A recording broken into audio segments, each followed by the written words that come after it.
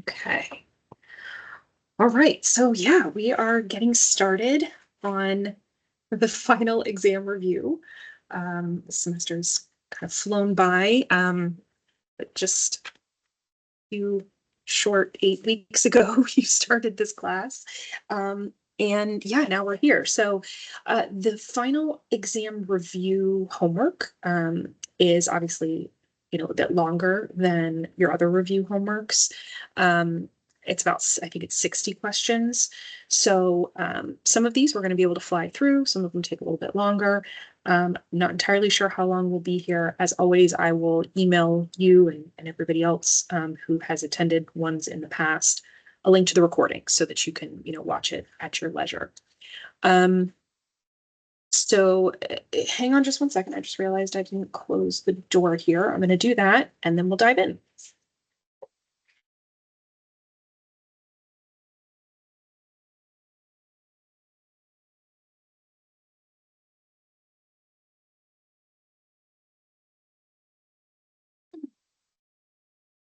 Okay, thanks for your patience on that.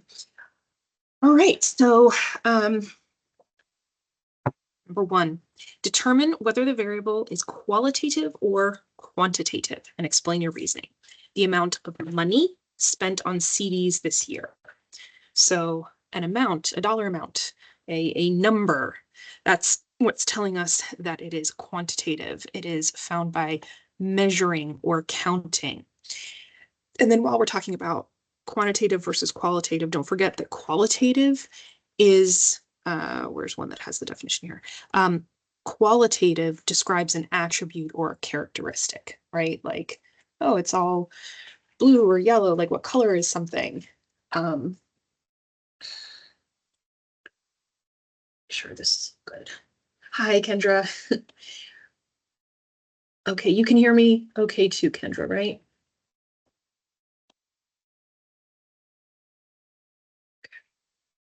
All right.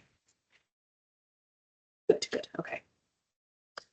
All right. Number two, determine whether the data are qualitative or quantitative. The colors, okay, there we go. Colors of automobiles on a used car lot, that is qualitative. It is the quality of them. What quality do they have? What color are they? Versus the quantity, the number, that would be quantitative. So that's why these are qualitative, because they are colors. All right, here we go. Use the given frequency distribution to find the class width, class midpoint of the first class, and the class boundaries of the first class. Okay, so if you guys think back to that very first chapter, right? So the class width, remember, is from your lower class limit to your next lower class limit. Or it could be from your upper class limit to your next upper class limit, but it is not from the lower to the upper on the same class. It's from one class to the next. So we say, okay, how did I get from this class to this class? This is really small. I don't know if you can even see that, but that says 1 and that says 3. So how did I get from 1 to 3? If you can do it in your head, that's great. You can say, oh, well, I added 2. That's how I got there. And you can double check it here. Well, how did I get from 4 to 6? Oh, I added 2. But if you can't do the numbers in your head, you would just subtract them, right? You would do 3 minus 1 is 2. And that gives you your class width, okay? Your class midpoint, remember your class midpoint is you can just kind of think of it as the average of your lower class limit and your upper class limit. So you're going to add them together. So you're going to do your lower class limit plus your upper class limit. And then you're going to divide that by 2. And that's going to give you your class midpoint. Okay. So if you can do that in your head, if you can say, well, what's, midway between these two, that's 1.5. Okay, great. But if, the numbers are really big or you just, want to double check it, then you can plug it in. So we would have,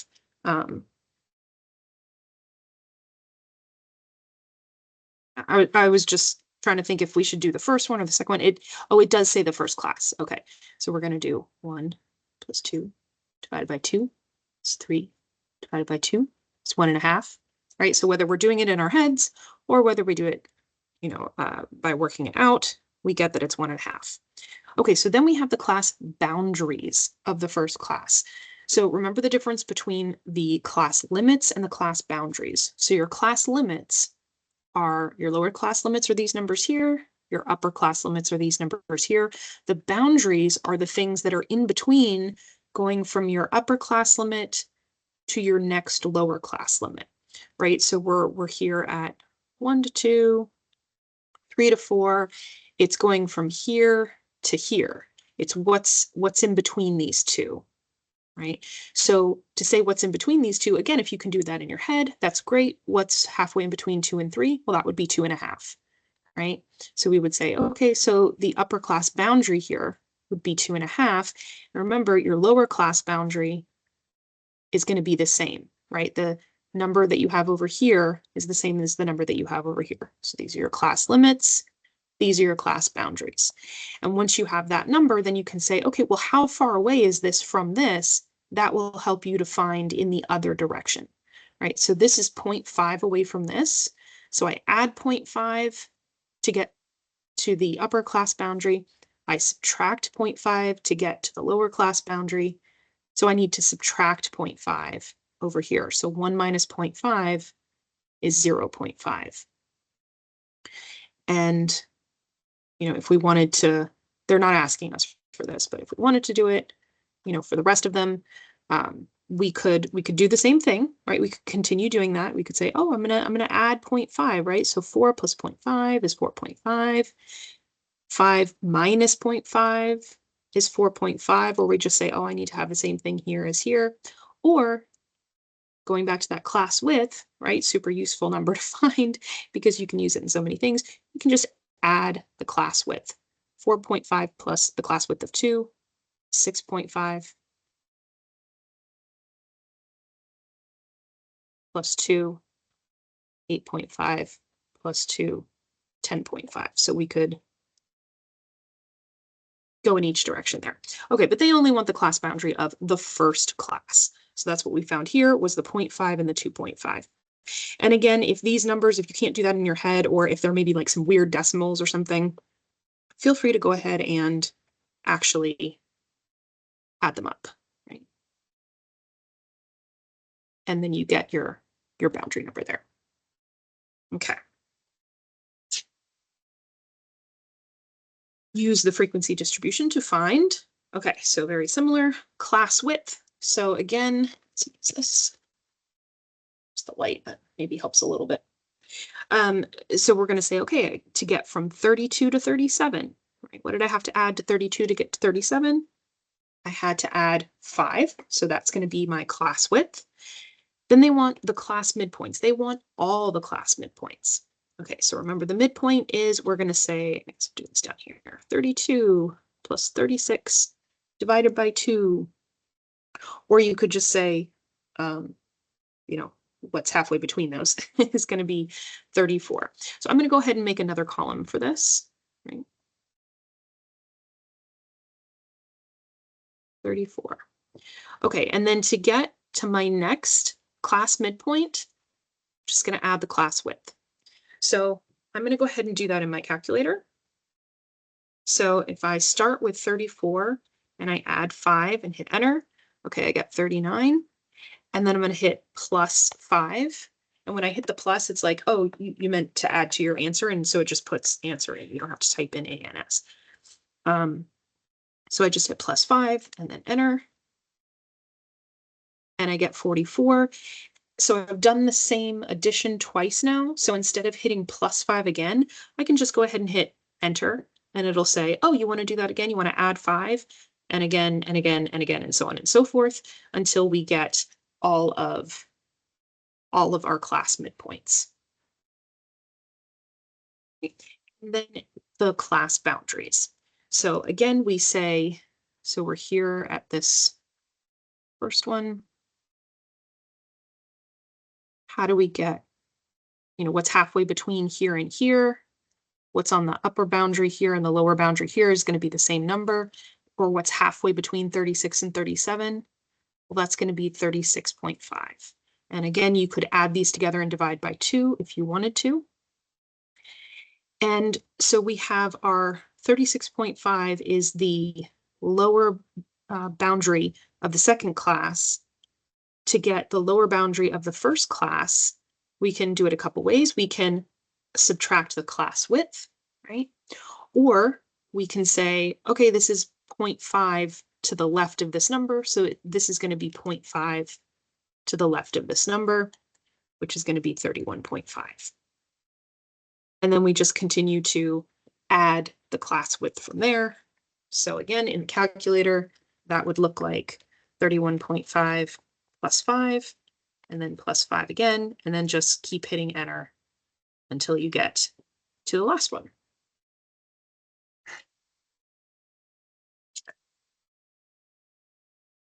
Give 3 observations that can be made from the graph.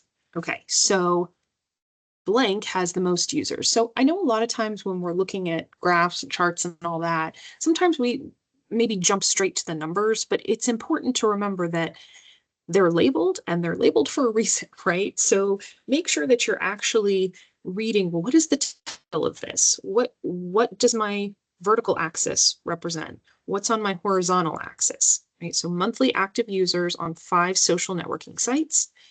This is the number of users in millions. Okay, so 250 means 250 million.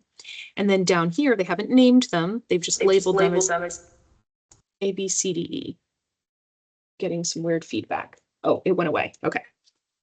All right. So the first observation, they want us to say who has the most users. Well, this is done in descending order. Conveniently, the tallest one is right at the front, right? So that's going to be the one that they've labeled A. Site whatever has the fewest users. So that's going to be the lowest column, right? I feel like you guys are pretty comfortable with this, hopefully. And which sites have about the same number of users. So these are pretty close to being the same height. This one's a bit lower, this one's a bit lower, but these are almost exactly the same height. Not exactly, but they're really close. So that's B and C. It's not plus, that's and. I often shorten my and to a plus, but that gets confusing when you're doing math. So B and C have about the same number of users. Right, so it's just wanting to make sure that you remember how to interpret these things. Okay, so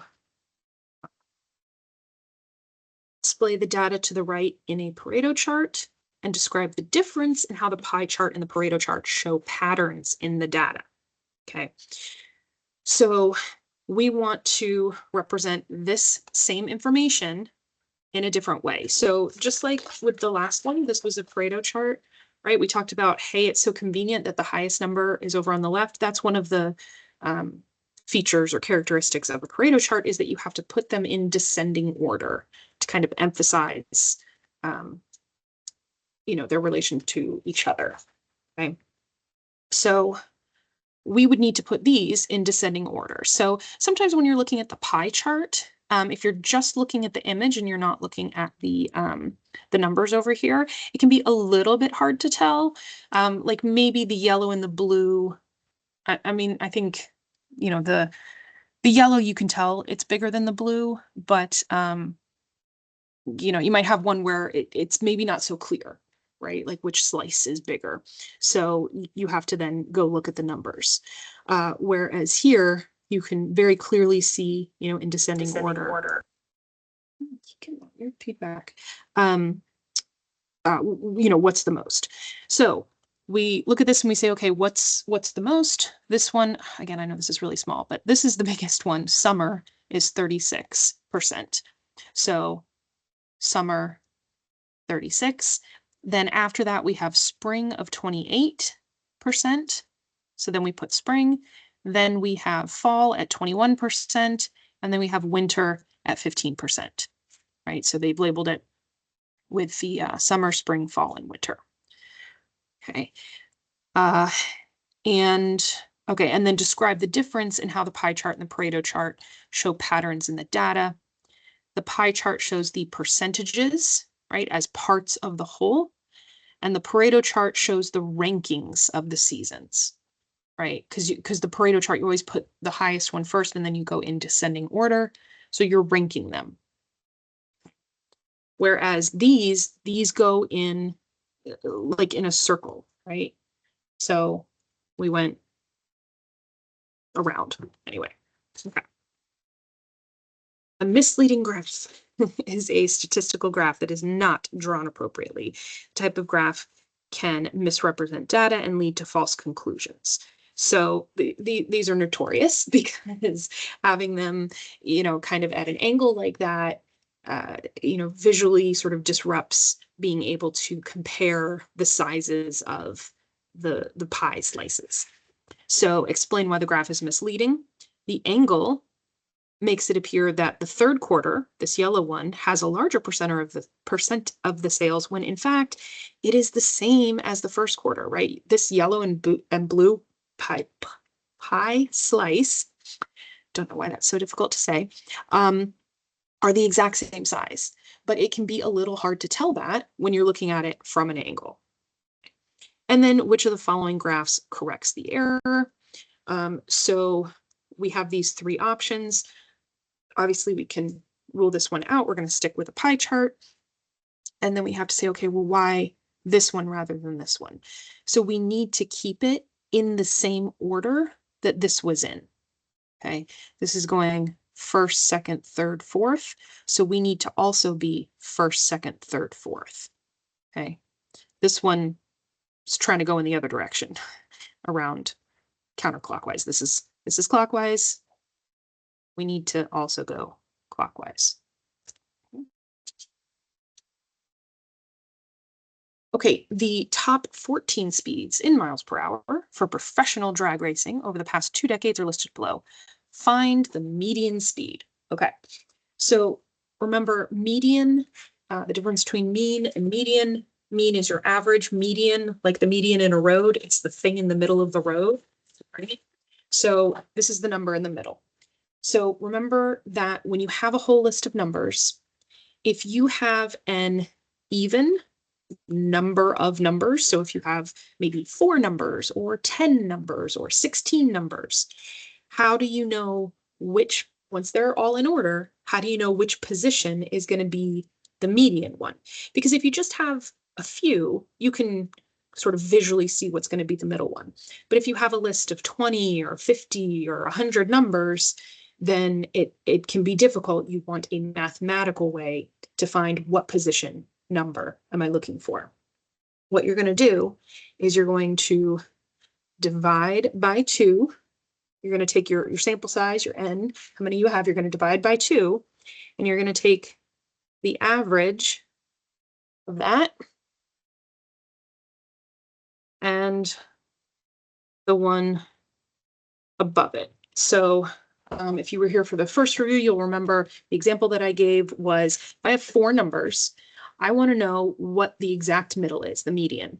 Well, the median is going to be directly in between these 2 fingers. Okay, well, mathematically, how do I find that? Well, if I take 4 and I divide it by 2, that's giving me this, but I don't want this. I want halfway between here and here.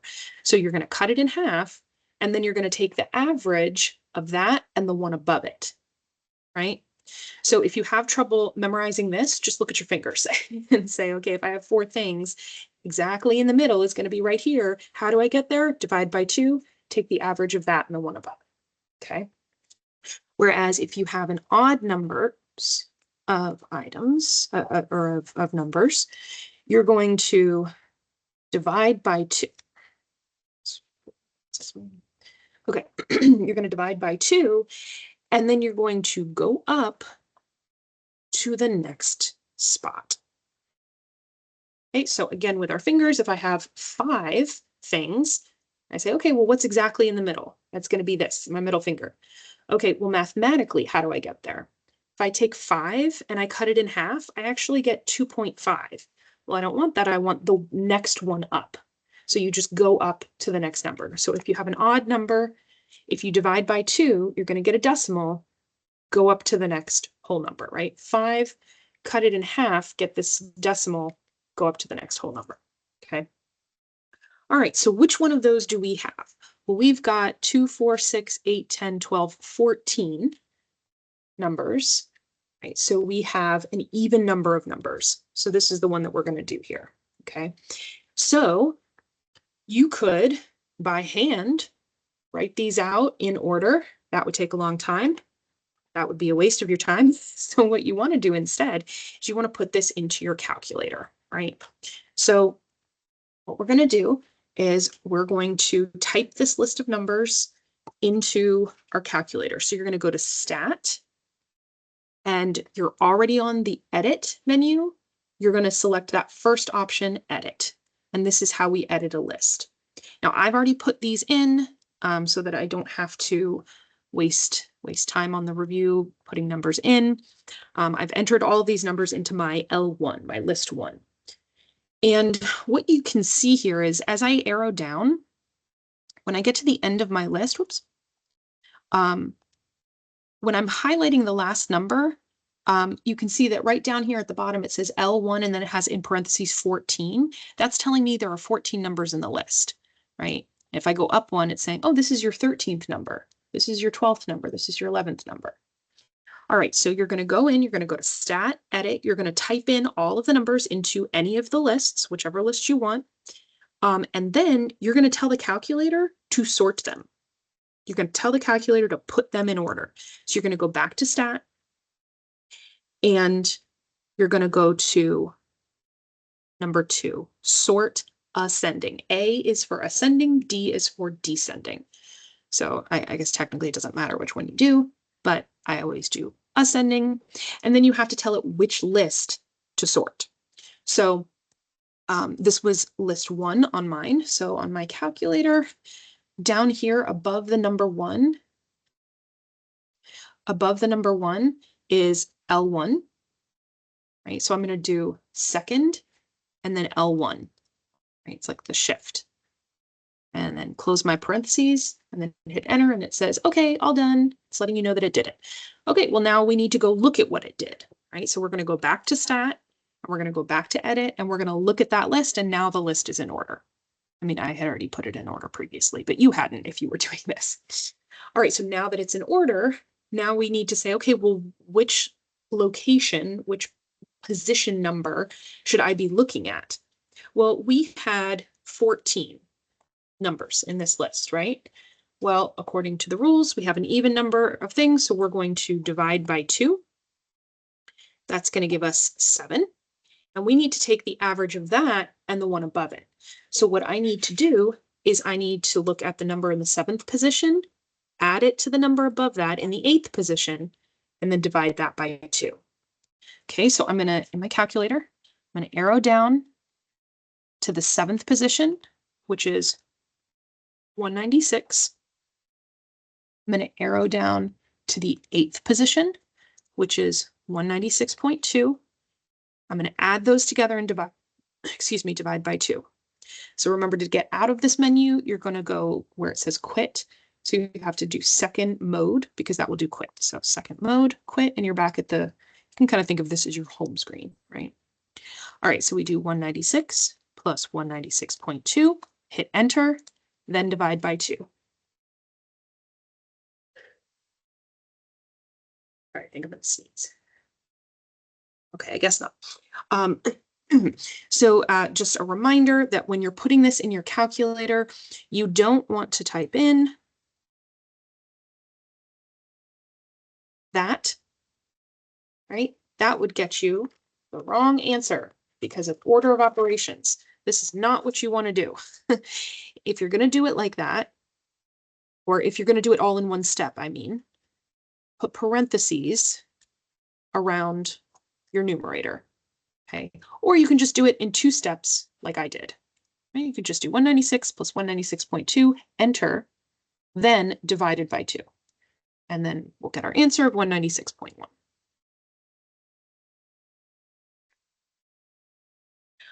Right, number 9, the scores of the top 10 finishers in a recent golf tournament are listed below.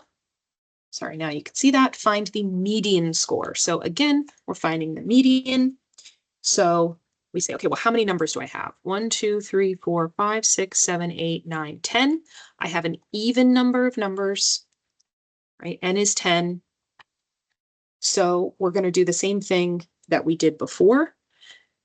When I do 10, I'm going to put them in my calculator. I'm going to have my calculator sort them. And then I'm going to say, okay, 10 divided by 2 is 5. I'm going to take the number in the 5th position, the number above it that's in the 6th position, add them together and divide by 2. Okay. So again, you would go to Stat, Edit.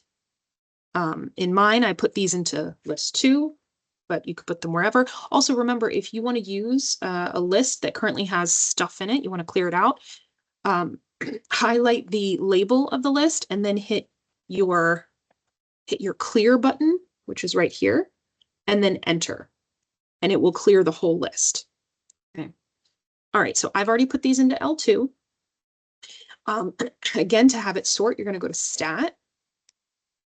Then you're going to arrow down to Sort, and you're going to tell it L2 by hitting second and then 2.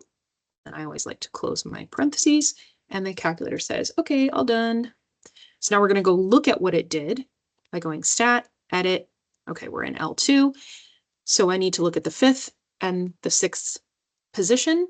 Again, I can look at this little number down here. This is telling me I'm at the first number in the list, 2nd, 3rd, 4th, 5th. That can be really helpful if you have a really long list and you lose count. All right, so that's 72. And then the next one is, hey, conveniently, 72. So it's just going to be 72. Don't even need to plug that in, but you could if you wanted to. All right. The scores of the top 10 finishers in the recent golf tournament are listed below. Find the mode score. The mode score. So the mode is the number that occurs most often. Okay, so finding the mode can be easier when they're in order. So you can put them in order and then you can say, okay, which number occurs most often? You can have 2 modes, right? You can be bimodal. I don't think they've given you more than that in this class. So in this one, we see a lot of repeating 72s, right? There's 4 72s. Now, yes, there are 2 67s, but 67 doesn't repeat as many times as 72 does, which is why 72 is the mode. Okay. Mode is the one that occurs the most often. Okay, number 11. Determine whether the approximate shape of the distribution in the histogram is symmetric, uniform, skewed left, skewed right, or none of these. So let's remind ourselves what the different shapes are, okay? So if I have something that looks vaguely like that, where my tail is over to the left, this is skewed left, because it's not where the sort of mountain is, it's where the tail is, okay? And then similarly, if I have something like this, where my tail is over on the right, that is skewed to the right. Okay, then for symmetric, you can have lots of different things that look symmetric. Like symmetric can have multiple different shapes. It's not exact, right? We're talking approximately. Like if I were to, take these and sort of round them out, right? Like what would that look like? That's generally looking like a left skew, right? So same thing with the symmetric. It's not 100% symmetric. It's generally what is the shape. So something like this is symmetric, right? Think of it like if I had a mirror in the middle, or if I folded it down the middle, are the 2 sides the same or almost the same? So something like that could be symmetric, but you could also have something kind of like that, right? That would also be symmetric. So both of these are symmetric. Okay, and then we can't forget about uniform. So uniform means that they're all the same, right? Like if I had all of these rectangles, they would all be the same height. So it's just flat across the top. because it's uniform. Okay. Yeah, so skew left, skew right, symmetric, uniform, or none of these. This one happens to be skewed left because the tail is on the left. Approximate the mean of the grouped data, round to the nearest whole number. So remember that the reason that we're approximating this is that we don't have the raw data. We don't have the original set of numbers. All we have is this frequency distribution chart. And so remember what this actually means. This means that there are 20 numbers that fall into this weight category. We don't know how those 20 numbers are spread apart. Maybe all 20 of them are 135, or maybe all 20 of them are 139, or maybe all 20 of them are exactly in the middle, or maybe most of them are closer to 135, but there's a few that are closer to 139, or maybe they're all 20 like evenly spaced exactly in between 135 and 139. We don't know, which is why we can't find the exact mean, but we can certainly approximate it. So that's what we're going to do. So in order to actually do these calculations, we have to have some numbers to plug in, right? We have to have midpoints. Okay, so we're going to go ahead and we're going to calculate the midpoint of every single one of these classes. Okay, so we were doing this in some of the problems at the very beginning, right? So you start by finding your class width. Okay, how did I get from here to here, 135 to 140? I added 5. I'm going to use my class width to go from one midpoint to the next rather than finding the average of each of these separately. But I do need to find the midpoint of the first one by saying, okay, 135 plus 139, and then divided by 2. Or again, you can just say in your mind what's halfway, between. It's going to be 137, right? Okay, and then I'm going to use my class width to find the next point, or the next midpoint. So again, in the calculator, second quit, 137 plus 5, it's 142 plus 5, that's 147. Then I'm just going to hit enter because I've told it to do the same thing multiple times in a row. So it's like, yeah, I get the pattern, and 157. And as always, as you do things in the calculator, you're making sure that they make sense in the context of what you're actually writing down. I don't know how many times I've accidentally typed something wrong on the calculator, but I was able to catch myself because maybe instead of hitting +5, I hit, +8 or something.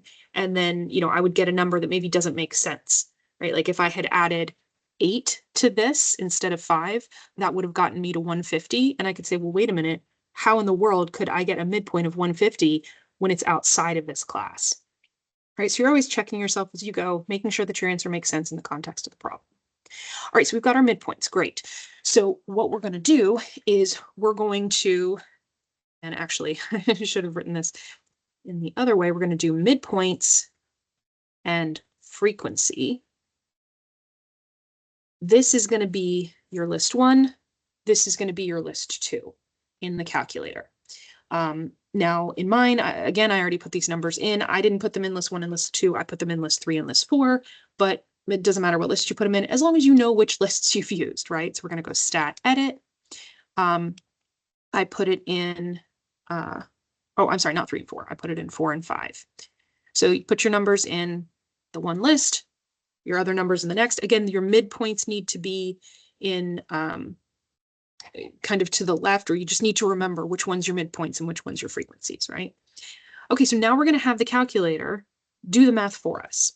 Okay, we're not using the formula here. There is a formula. It's important that you know that there is a formula and that you could do it by hand, but they want you to know how to do it in the calculator. So once you've got your list 1 and your list 2, or whichever list you might be, we're going to calculate something. So we're going to go to stat, and then this time we're going to arrow over to calc.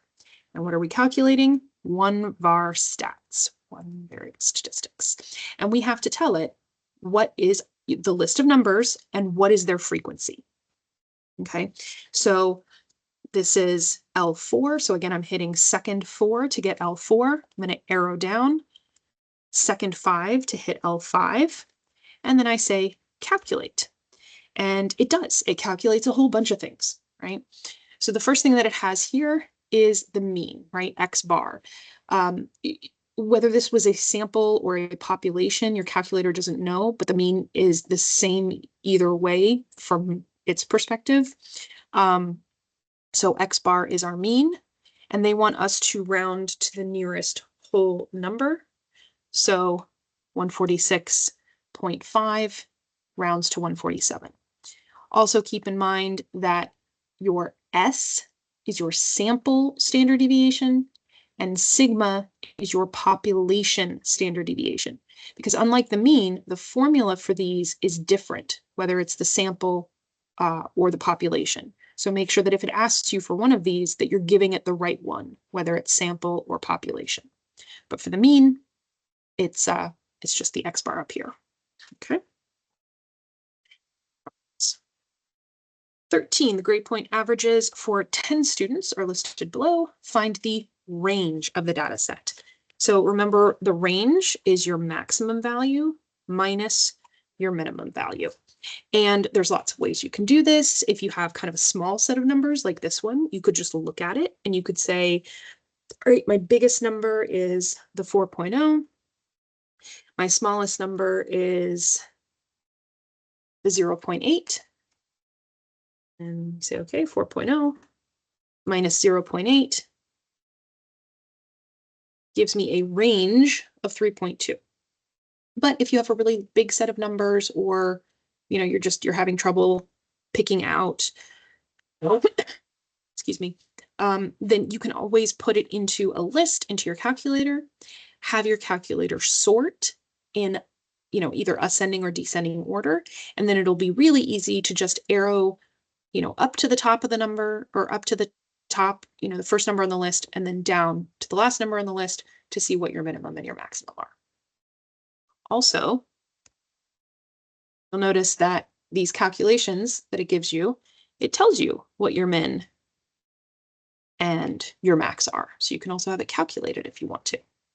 Just depends on what you find easiest. For this set of numbers, I think it's easiest just to look at it because there aren't too many. Okay.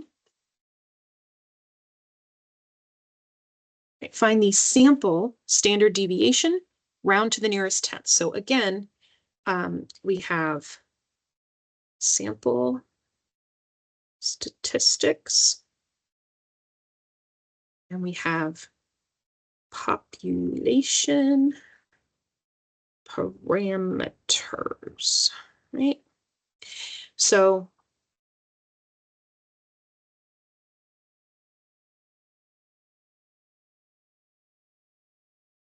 your sample statistic for standard deviation is just the S, whereas if it were population, it would be the sigma, right? Make sure that we have these in mind. Okay, so how do we do it? Well, we don't. We have the calculator do it, to be honest. Again, there's formulas for all of these things, right? But I just want to know that you understand what it is you're finding and that you know how to find it in the calculator. So again, we're going to plug this into the calculator. I've put this into, so we're going to go stat edit. I've put this into list 6. And then I'm going to have it calculate. Sorry, hold on just a second. I'm going to have it calculate things for us, right? So we're going to go stat, arrow over to calc, one var stats. I'm going to tell it that I'm in list 6. And then for the frequency list, I need to clear that because I don't have a frequency list. I just have the raw data, right? So if you have your original data set, then you're just using one list. There is no frequency list. But if you take the raw data and you put it into a frequency distribution, like we were talking about here, right? So this is an example of, the original data. This is an example of somebody took the original data and put it into a frequency distribution. When you have this, you just have one list, and you need to make sure that you have nothing where it says frequency list. But if it was put into a frequency distribution, then you have to tell it which list your frequency is. All right, so we made sure that we cleared the frequency list, and then we told it to calculate. And again, we're just making extra sure that we're looking at the sample standard deviation, not the population standard deviation, because this is a sample, not the whole population of whatever it is that they're looking at. And rounding to the nearest tenth, remember your rounding rules, 4.750939757. Okay, they said round to the nearest tenth, so I'm going to underline the place that I'm rounding to. I'm going to look to the number to the right. If this number is 5 or more, my number goes up 1. If this is not 5 or more, this stays the same. So in our case, this is 5 or more, so my number goes up 1, the number that I've underlined. As I always say, you never want to get a question wrong because you rounded wrong or you plugged it into the calculator wrong. So just slow and steady wins the race. Take your time. Make sure you're not making little mistakes like that. Now, in this case, you look at your options, you're not going to accidentally choose the wrong one, but that's not to say that they wouldn't have a 4.7 show up in here, right? Like if you're going really fast and you're like, oh, 4.7, whatever, you see a 4.7 and get that real quick. You don't want to get it wrong because you're going too quick. Okay. 15, for the following data set, approximate the sample standard deviation to the nearest tenth using the grouped data formulas. So again, we need to find, I'm going to put midpoint over here this time. We need to find the midpoint of each of these classes so that we can then have the midpoint be in list 1 and the frequency be in list 2, and then have our calculator calculate it for us. So you know me, I always like to start with my class width. Say, okay, how did I get from the lower class limit to the next lower class limit? Well, I added 2. Okay, so now that's what I'm going to use to get from one midpoint to the next. Okay, so what's my first midpoint? It's the average of the lower class limit and the upper class limit for the class. So that's going to give me 1.5. And then I'm going to add my class width to get the next midpoint. Or again, if you wanted to kind of do it the long way, you could say, okay, 3 plus 4 divided by 2, 5 plus 6 divided by 2. But anyway, either way. And again, you can plug this into the calculator. +2, and then just enter, enter, enter to get all of your midpoints. Okay. So again, you're going to go stat, edit. You're going to put your midpoint into one list and your frequency into another. See, I put these in list 7 and list 8. So here they are, 7 and 8. And then I'm going to have it calculate. So I'm going to go to stat, right? Stat, calc, one better stats. I do have, my list is L7. So you're never going to need to do this, but I have to hit alpha because there is no L7. That's fine. Don't worry about that. You don't need to do that. I'm only doing this because I'm trying to keep all of these data sets for 60 problems in my calculator. All right. And it wanted us to find the sample standard deviation to approximate it. Again, we're approximating because we don't have the original data set. That's all right. We can still approximate. And excuse me. So we've got this 2.104970886, which rounded to the nearest tenth is the 2.1. Okay.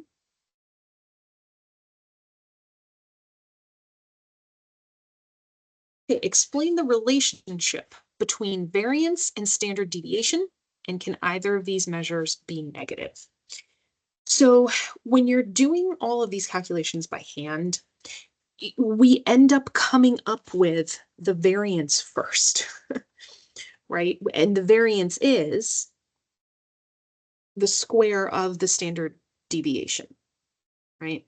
So in order to get the standard deviation, I have to take the variance and I have to take the square root of it, right? I'm undoing the square.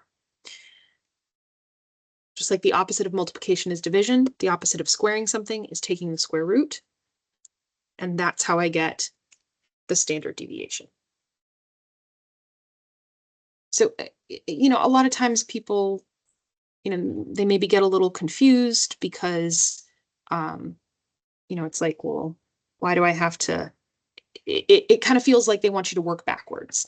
But yeah, we're doing stuff by hand, start with the variance. Okay, so the standard deviation is the positive square root of the variance. The standard deviation and variance can never be negative.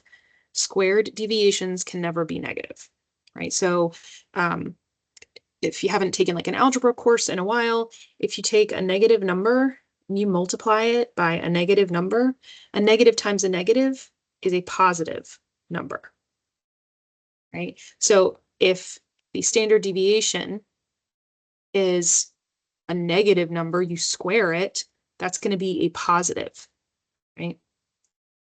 But it's never going to be negative anyway.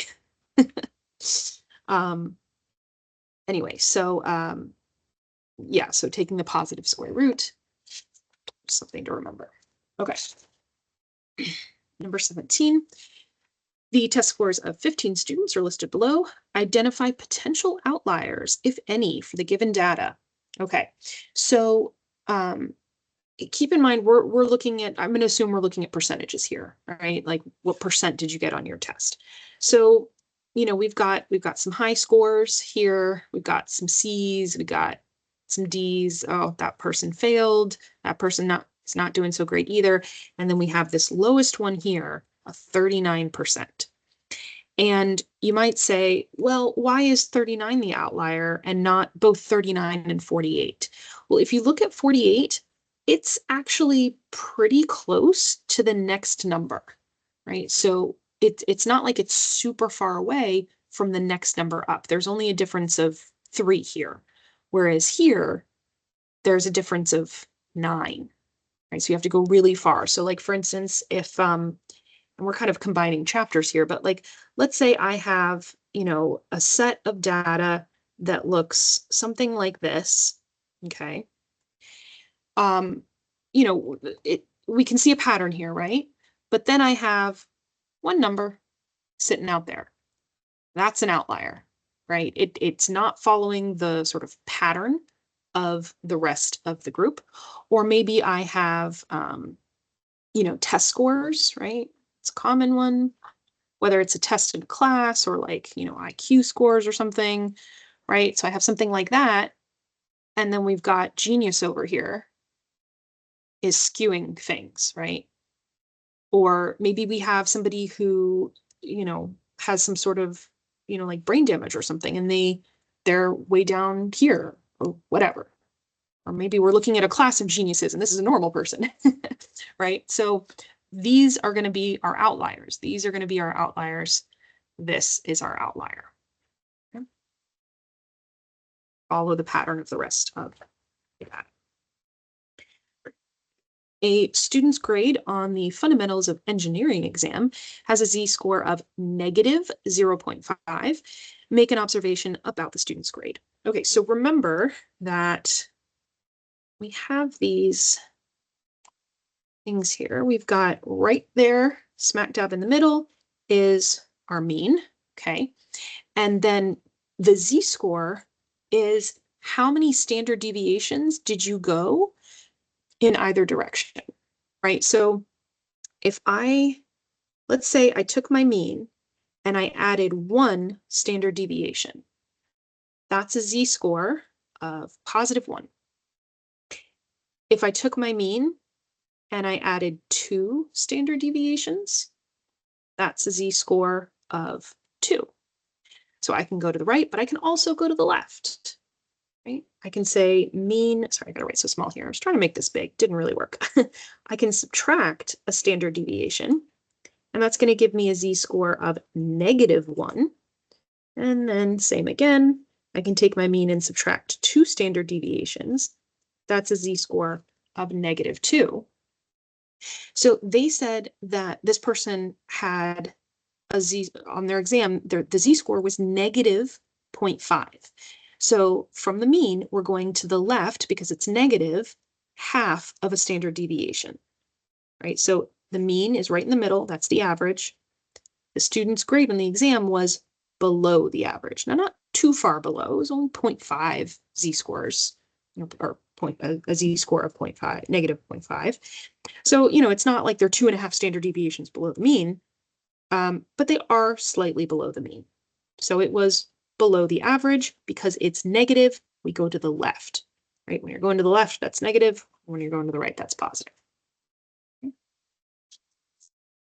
Making sure you understand what a Z-score actually represents, right? Because sometimes we get kind of so caught up in, the specifics of how to do these long, complicated problems that sometimes we forget, well, what are the basics here? What is this number that I'm finding? What does it actually mean, right? Okay, so a single 6-sided die is rolled. Find the probability of rolling a 7. Never going to happen, right? It's impossible. It's never going to happen, or it's impossible. When we use those kind of words, we have a probability of 0. It's never going to happen. Now, could I win the lottery? It's not completely impossible, but it's really, really close, right? It's close to 0, but it's not 0. Whereas if I have a 6-sided die, it is literally impossible for me to roll a 7 on just the one 6-sided die.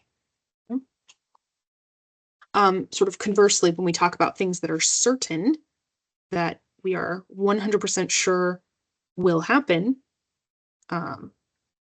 then we have a probability of 1. Right? Probabilities are always between 0 and 1, inclusive, meaning they can be 0 and they can be 1, and they can be anywhere in between, but they can't be above 1 and they can't be below 0. Right? We can't have negative probabilities, can't have probabilities more than 100%. Okay, number 20. If one card is drawn from a standard deck of 52 playing cards, what is the probability of drawing an ace? So let me grab the book here because I want to remind you guys, for those of you who are not super familiar with decks of cards, which no worries, no problem with that. Lots of people are unfamiliar with a deck of cards, but it is a common thing that gets used in probability here. So this is on page 134 of your textbook. It shows you how a standard deck of cards is laid out. So half the deck. So first of all, it's 52 cards. Okay, so that's something that you're going to need to know. They're not always going to tell you that it's 52 cards. You got to memorize it's 52 cards. Half the deck is red, right?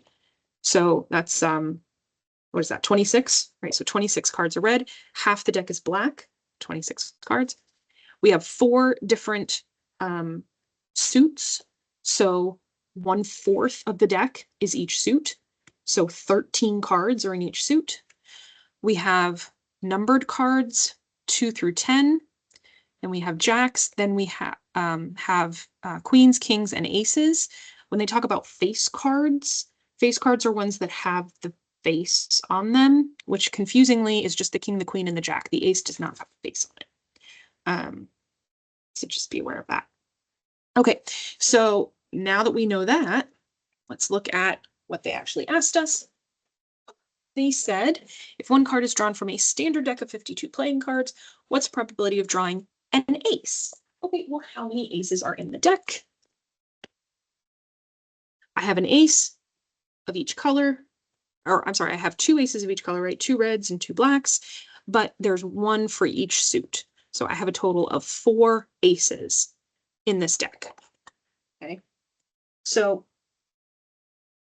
you're going to do, again, kind of think of it as like the part over the whole, right? What's your sample space? That's your denominator. How many things did I have to choose from? I had 52 cards. How many of them am I actually choosing? I'm choosing 4 aces. So 4 out of 52 reduces to 1 out of 13. Now, If you don't feel comfortable doing that, reducing in your head, you can have the calculator do it for you. So if I type in 4 out of 52, I get this decimal, and then I look at my options and I say, oh shoot, this needs to be a fraction. So what you can do is you can go to math over here on the side, right? Math. And we've got fraction and we've got decimal. We want to turn this into a fraction.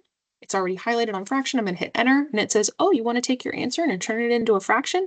And I hit enter again and say, yes, please. And it says, okay. And it gives me 1/13. Yes, I pretend my calculator talks to me. It's so pretty though, right? Okay. Number 21. If one card is drawn from a standard deck of 52 playing cards, what is the probability of drawing a heart? So remember, we have our 4 suits, right? We've got our 4 suits. One of them is a heart. 1/4 of the whole deck is a heart.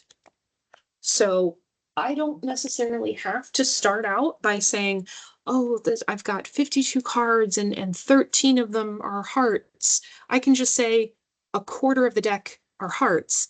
So 1/4 of the deck is what I'm going to have. Or that is the probability of pulling a heart.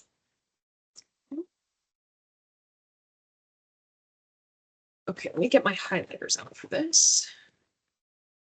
Okay, a group of students were asked if they carry a credit card. The responses are listed in the table. We've got people carrying cards, people not carrying cards, and we've separated them out between freshman and sophomore, and then we've got all of our totals here, right? Totals here. Okay, if a student is selected at random, find the probability that he or she owns a credit card given that the student is a sophomore, right? Given, that's very important. The given is the new sample space.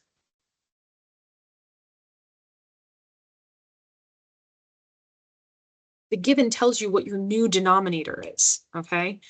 So they're looking for owns a credit card, but given that they're a sophomore.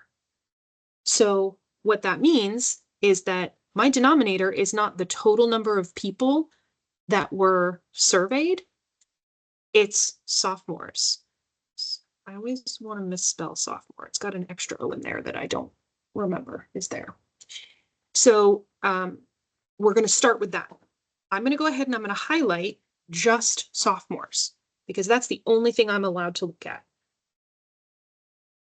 I can only pull from the numbers that I've just highlighted, right? Okay, then it said, well, out of the sophomores, what do they want? They want somebody that owns a credit card. So I'm going to look at this column, owns a credit card. Well, where do they overlap? That is my numerator.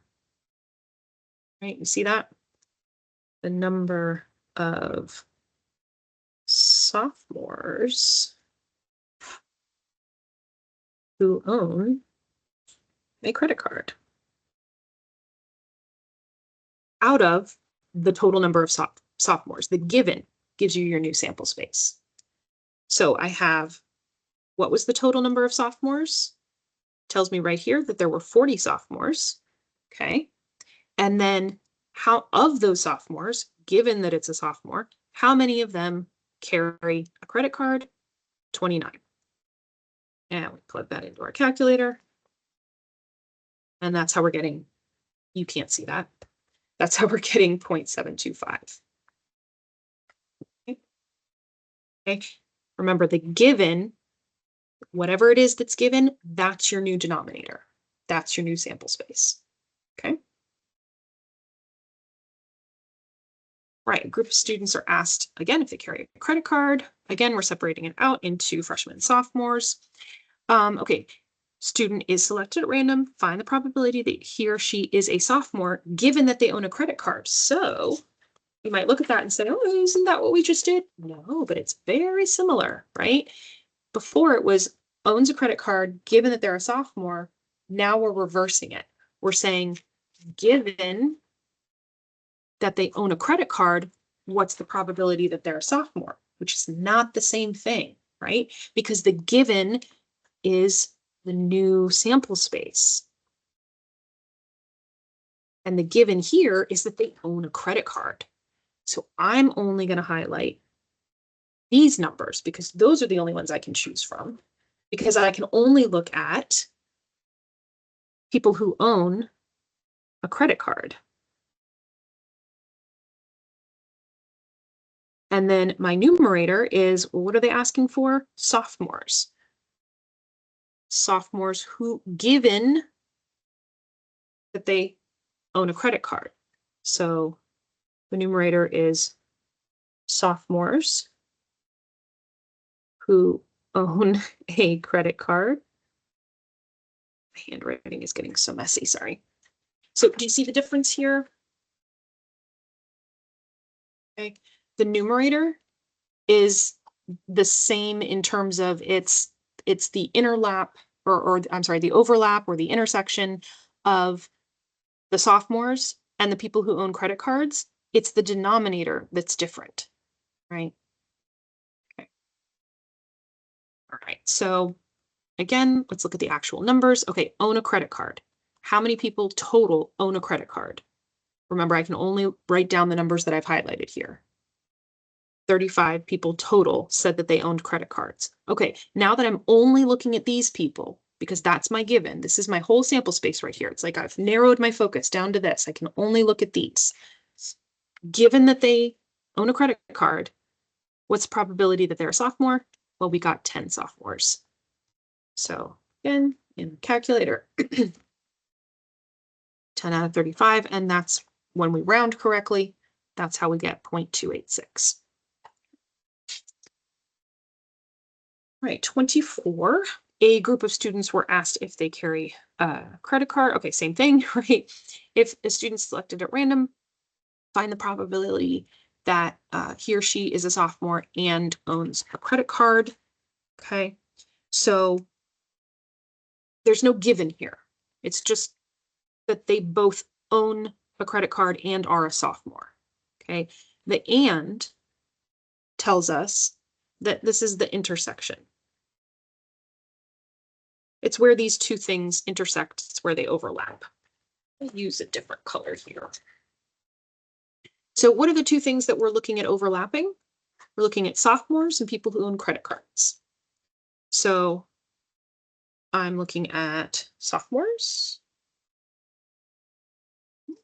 And I'm looking at people who own credit cards. So we never limited our sample space. So our N, our denominator, is the total number of people that that were surveyed. And the numerator is going to be the intersection of these two things, which is 13. So you see the difference there in these three types of problems? I mean, these are similar, they just ask different things. But this one is different because we didn't have given, they're saying and, which means intersection. Easier to read. Okay. So if I wanted to write it out in words, I would say where these two things intersect, the intersection over the total. Okay. All right, 25. Two cards are selected from a standard deck of 52 playing cards. First card is not replaced before the second card is selected. Find the probability of selecting a spade and then selecting a diamond. Okay, so what we're going to do here is we're going to use the, it's called the multiplication rule, right? We're going to find the probability of the first thing happening, find the probability of the second thing happening, given that the first has happened, and we're going to multiply those things together, right? So this is going to be the first pull, is what I put here, and this is going to be the second pull. Okay, so let's just focus on the first pull. It's a spade, selecting a spade. Okay, so a spade is 1/4 of the deck. Okay, so I could do 1/4, or I could say that they're out of the 52 cards in the deck, 13 of them are spades. And I'm going to write it like that for now, just because it's going to make the second part a little bit easier. Okay. What goes here is the probability of the second event happening, given that the first event has already occurred. Well, they told me that the card is not replaced before I go to pull that second card. So when I go to pull that second card, I'm not pulling from a deck of 52 cards anymore. I don't have 52 cards. I pulled one out and didn't put it back. I only have 51 cards to pull from. Okay. All right. So first thing I did was I pulled a spade.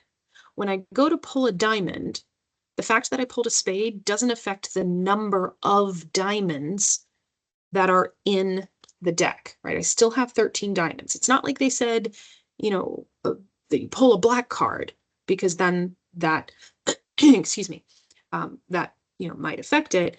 But spades, diamonds don't both exist at the same time. What did change, what was affected, is that I only had 51 cards to pull from. Okay. When I go to put this in my calculator, I just want to do it all at once, so I'm just going to use parentheses, and I'm going to say 13 over 52 times, and I didn't even really need to put the times, because when you just put parentheses next to each other, it's understood to be multiplication. And that's how we're getting our 0.064 when rounded. Okay. And not that you have to put these little lines here. I just think of this as like blank space that I'm filling in, blank space that I'm filling in.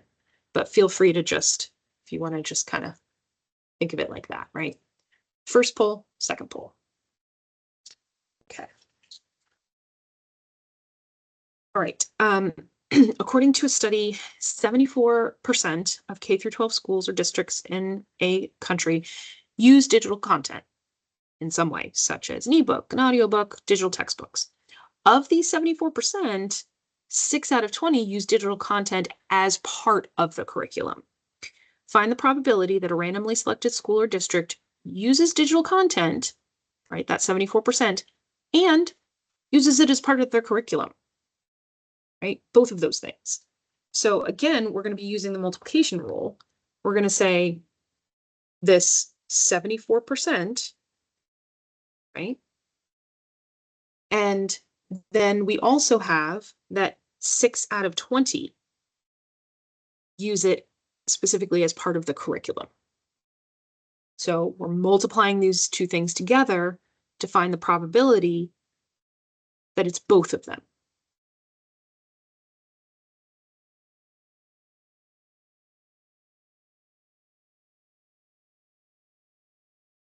Okay. Multiply them together to find the probability that it's both of them.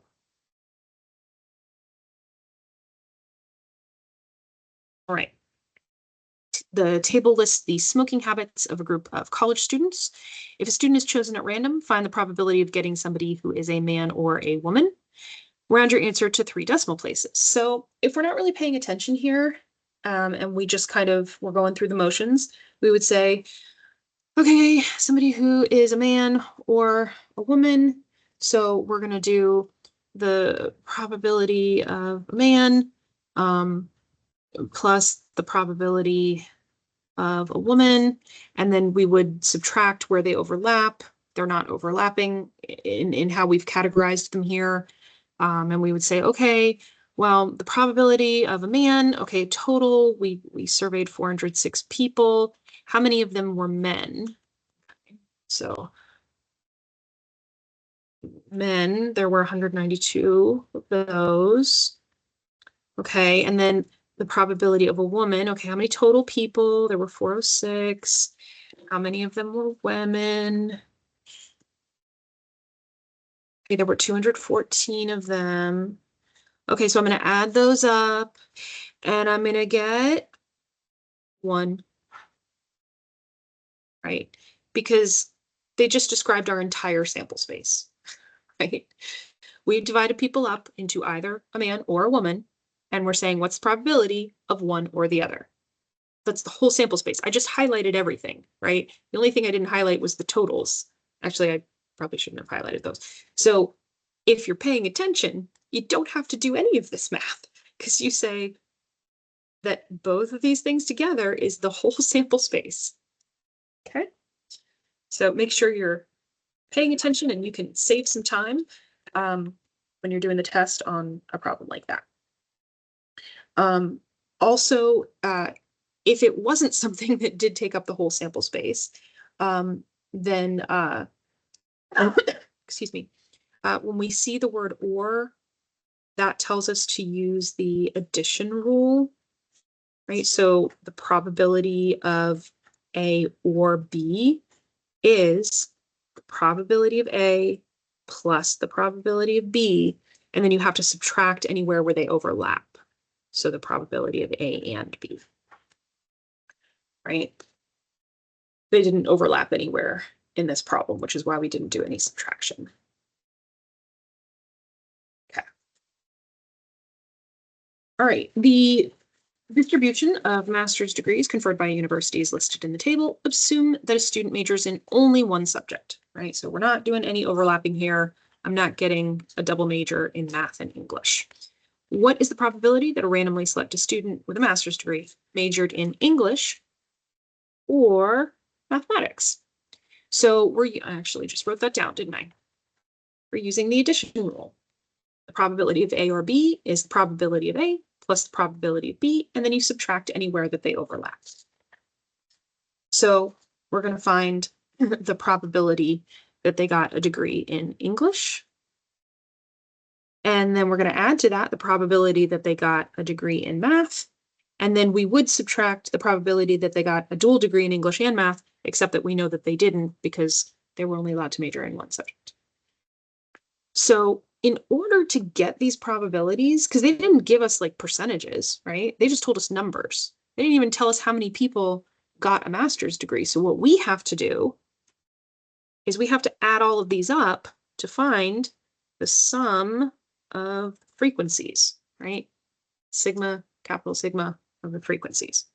So when we do that, just take my word for it, that it's 915. But you would plug all of those into your calculator and you would get that the sum of frequencies is 915.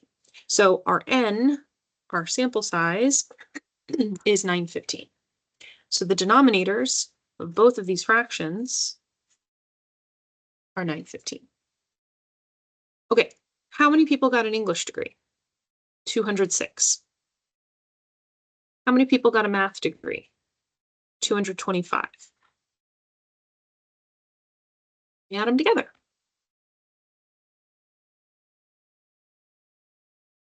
Again, I like to use parentheses, making sure that everything is, oops, you can't see that.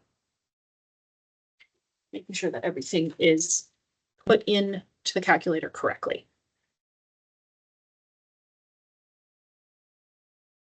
Okay. The Environmental Protection Agency must visit 9 factories for complaints of air pollution. In how many different ways can a representative visit 5 of these to investigate this week? Okay, so remember when the order matters, that is a permutation. And when the order doesn't matter, that is a combination. And we have NPR and NCR. N is the number of things we have to choose from. R is how many of them we're actually picking. P is when the order matters. C is when the order doesn't matter. Okay, so if we're looking at how many different ways they can visit 5 of them to investigate, I would say that the order matters here, right? Like who am I visiting on which day? Because I can only visit 5. I'm going to visit 1 per day. So who have I got on Monday versus who have I got on Tuesday? That matters. So the order does matter. So this is going to be a permutation. So when we go to set this up, we say, okay, well, how many do I have to choose from? Eventually, I'm going to have to visit all 9. They're not all getting visited this week, but I've got 9 to choose from. I have to investigate all 9 of these claims. But this week, I'm only going to pick 5 of them. right? So we've got 9p5. So in the calculator, so again, as with so many things in stats, yes, we could do it by hand with the formula, but we're going to plug it into the calculator and have the calculator do it for us. Okay, so if you want to, you can start by typing in the 9, or you can just go straight to the menu and then you can put the 9 in. So this menu is under, can't see that, is under math. So I'm going to hit math, and then we're going to arrow over to probability. Prob. Okay, so the second one here is NPR, right? NPR and NCR are right next to each other. This is PR because the order matters. And then it's going to prompt us to put in how many are we choosing from. And then I'm going to hit the arrow over to get into the next box. I'm choosing 5 of them. And that's how many different ways I can do that. Right? A lot of options to set up my calendar. 15,120 different ways I could visit 5 of these 9 this week. Okay.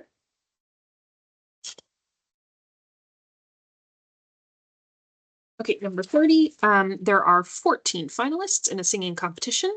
The top 6 singers receive prizes. How many ways can the singers finish 1st through 6? So again, we ask ourselves, does order matter?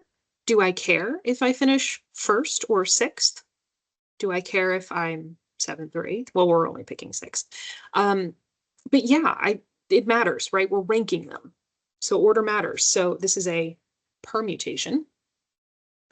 How many finalists do we have to choose from? There are 14 finalists. And how many of them are we actually picking? We're picking 6 of them. So again, we're going to go to math. We're going to arrow over to probability. I can also arrow left and it kind of loops around to the other side of the menu there. And then I can either arrow down to 2 or I can just press the number 2 on the calculator and it selects the menu item that was number 2. All right, so we had 14 to choose from. Then I'm going to arrow over to the next box and I'm picking 6 of them. And there are 2,162,160 ways to do that. So many options. 31. The random variable X represents the number of boys in a family of 3 children. Assuming that boys and girls are equally likely, find the mean and standard deviation for the random variable X. Okay, so what you're doing here is you're having your calculator calculate this. You need to put these in a list, right? List 1, list 2. Okay, so this is going to be list 1. This is going to be list 2. And you're going to have your calculator calculate these. So on mine, I have it in, what do I have it in? So again, we go stat, edit. I have mine in list 9 and 10. But you know, we're putting 0, 1, 2, 3, and then the corresponding probabilities into your other column, right? So sometimes they might actually have you create this yourself, and then go from there after you've created it. And then we're just calculating like we did before, right? Stat, calc, 1 variable stats. I have to tell it which list to choose from. Again, on mine, you're just going to do list 1 and list 2 because that's probably what you should always be doing to make your life easy. Right? And then it calculates for us. So we've got our mean, and then we've got our standard deviation. Right? So you can see that it's telling us, look, this is your only option here, right? I feel like that's kind of blurry. And again, rounding to the 10th place, or I'm sorry, the 100th place, we're getting the 0.87. Okay. All right, determine the probability distribution's missing value. Probability to the tutor that a tutor will see 0, 1, 2, 3, or 4 students. So remember that when you have a probability distribution, they've got to add up to 1, right? Like, I mean, if we look back at this, we add all of these up. It's going to add to 1. Right? All of these probabilities have to add to 1. Right? Like if I said, I've got, I don't know, a bag of candy, some of them are red, some of them are blue, the probability of, or even just saying like the percentage of red candies plus the percentage of blue candies has to add up to 100% of the candies if all I have is blue and red, right? So, yeah, so all of these have to add up to 1. So there's a couple ways you can do that. You're going to do 1 minus what you have there.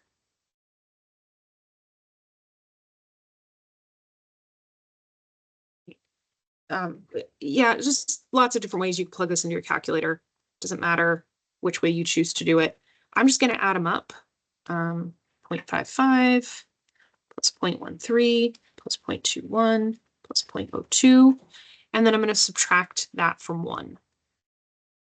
And then don't forget, if you want to type where it says ANS, so you do 1 minus, answer is right here above your negative sign. So you do second negative, right? Second answer. So 1 minus that is the 0.09.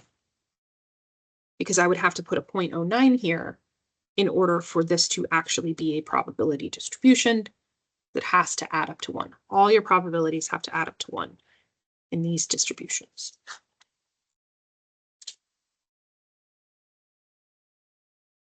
Okay.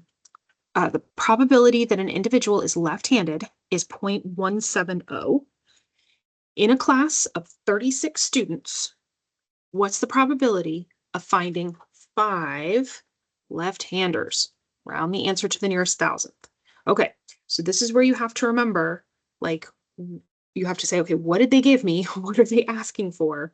What menu in the calculator do I use to find that, right? So this, what they've got here, we're going to be using Binom PDF because that's what we use for finding like that exact value, right? Exact value of the X, okay? So we need the N, the P, and the X. And maybe you work backwards, maybe you start labeling what they give you, and then you realize, oh, they gave me an NPX. NPX means I'm using the Binom PDF, right?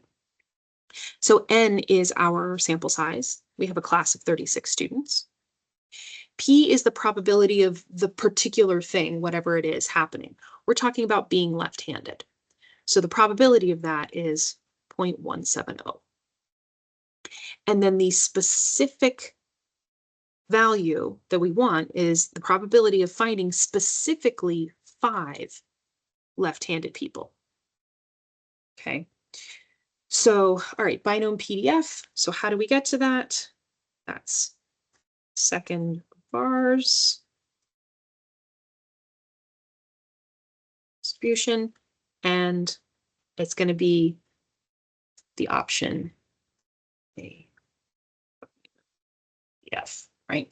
Now, in my pretty purple fancy calculator, so first of all, let's get there. Second vars, here's vars.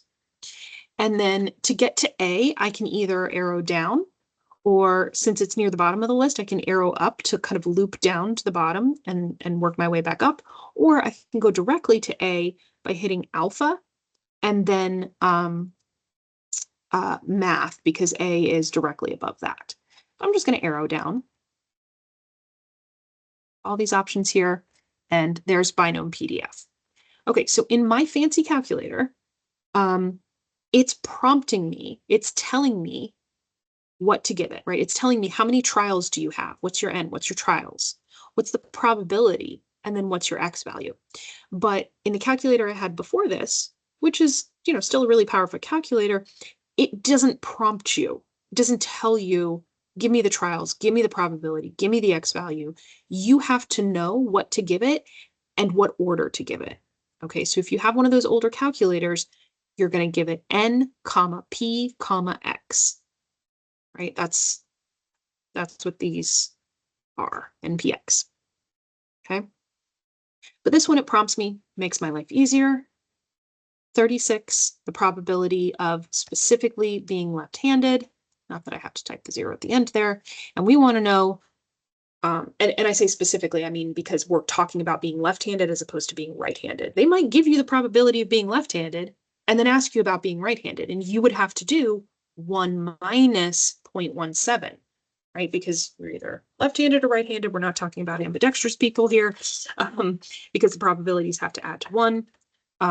But anyway, and then specifically, I want finding exactly, right, that exact value of X. I want exactly 5, not at least 5, not less than 5, not 5 or more or 5 or less, but exactly 5, right? And that's what the binom PDF gives us. It finds us that exact value. And then we're going to go in and we're going to paste. And you see what it pastes there? It's pasting N comma P comma X. So if you're using those quote unquote older calculators that are still perfectly good and still very expensive, this is what your screen is going to look like, N comma P comma X.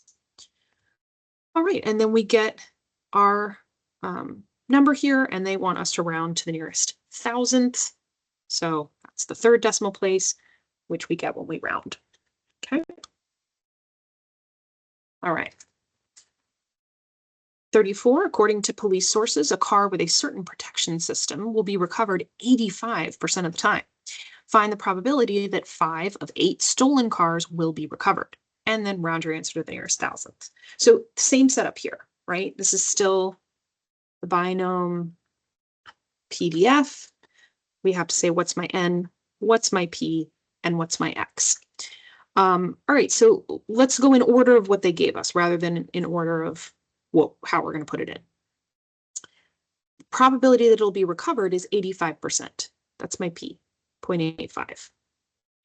Find the probability that 5, right, exactly 5, that's my X, exactly 5, of 8 stolen cars, that's my N. That's the number of trials.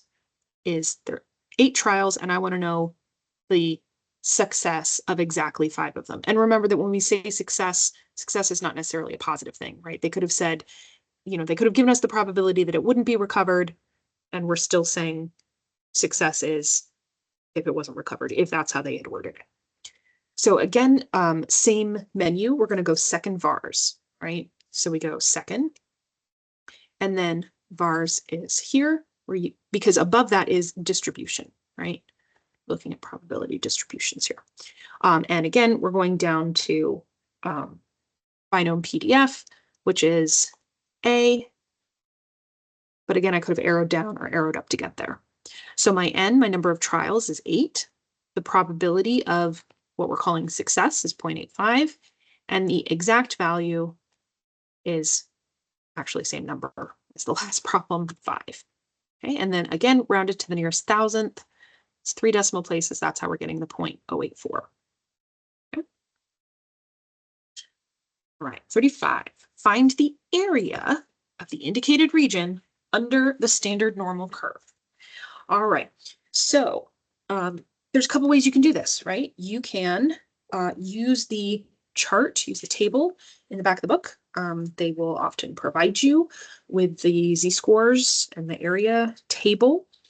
But again, we can use our calculator, right? So remember that when you're looking at the table in the back, it's always going to give you the area to the left, right? Always giving you the area to the left.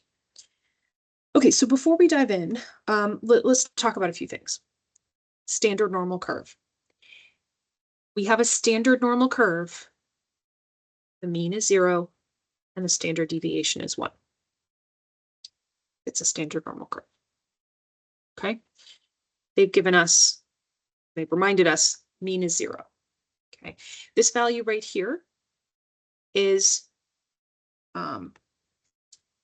it can be an X value, but because this is a standard normal curve, this is the z-score. Okay, so what we want to do is we want to find the area not to the left, but to the right. So, okay, if we were to look this up in the chart in the back, we're going to look up this z-score. The chart's going to give us this area. So the way that we would find this area is by doing 1 minus this, right? Because the whole area under the curve in its entirety is 1.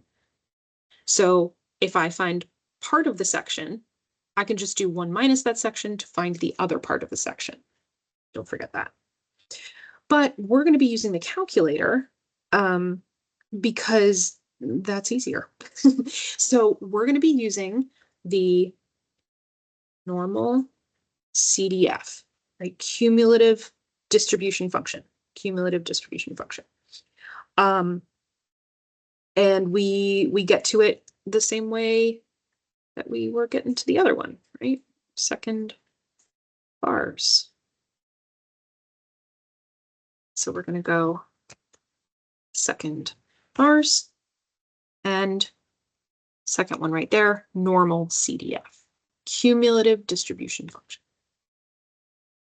Okay, so the nice thing about this is that we don't have to worry about the whole, oh, it's going to give me the area to the left and I have to remember to subtract it from 1 because you tell it what your bounds are, right? So the first thing it's asking you is what's your lower bound and what's your upper bound? So it's asking what is the z-score of the lower boundary of the shaded region and what is the z-score of the upper boundary of the shaded region? So the lower boundary is this negative 1.3.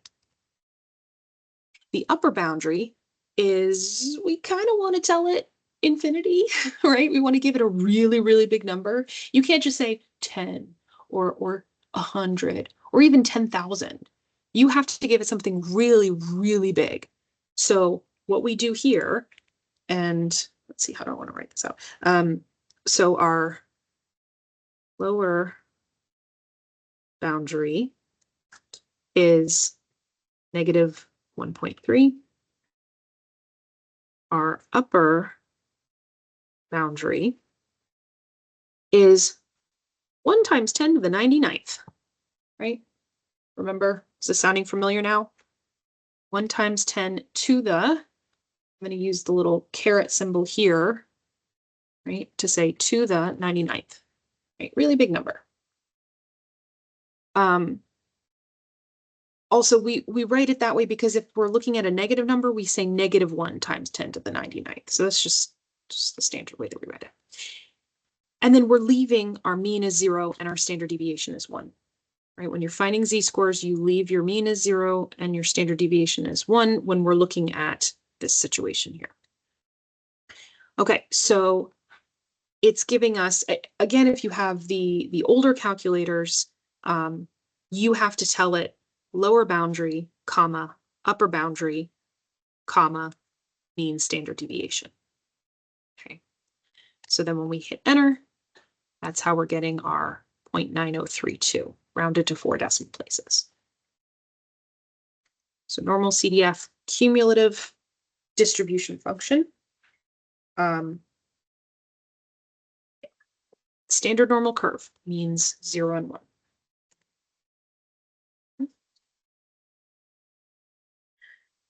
Okay, provide an appropriate response. Use the standard normal table to find the probability. The lengths of pregnancies of humans are normally distributed with a mean of 268 days and a standard deviation of 15 days. Find the probability of a pregnancy lasting less than 250 days. All right, so we have our distribution here. They've told us a couple things. Told us that the mean is 268. Okay. A standard deviation is 15. Find the probability of a pregnancy lasting less than 250 days. Okay, so where is 250 in relation to the mean? It's to the left. It's somewhere over here. Right? This is our specific X value is 250. Okay, so again, if you're doing this by hand, well, real quick, let's go ahead and shade in what we're talking about, and then we'll talk about how to do it. Probability of the pregnancy lasting less than 250 days. So we want this. We want the less than 250. So if we're doing this by hand, we're going to find the corresponding z-score to that X value, And then we're going to find the area to the left of that, right? By looking it up in the chart. Well, we can bypass that because we can just do it in the calculator, right? So we're going to use the same thing that we used before. CDF. So again, it's second vars. Second vars, and then normal CDF. We're telling it the lower bound. Well, in this case, my lower bound is way down here, negative number, right? So I'm going to say -1 times 10 to the 99th. My lower bound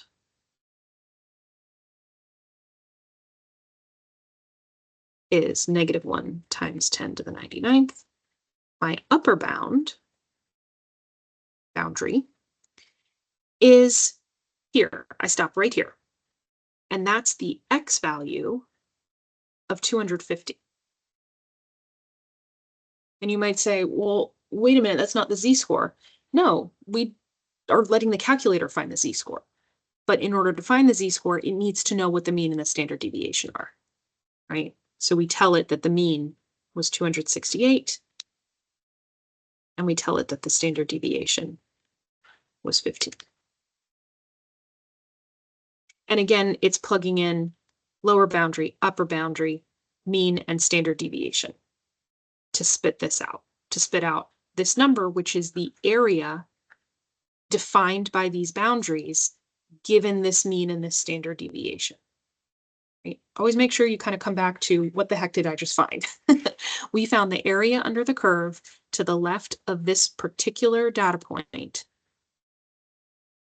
defined by this lower boundary and this upper boundary, given this particular mean and standard deviation. Okay.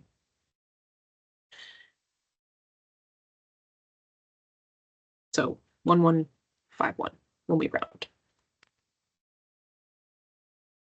Okay, 37. Provide an appropriate response. Use the standard normal table to find the probability.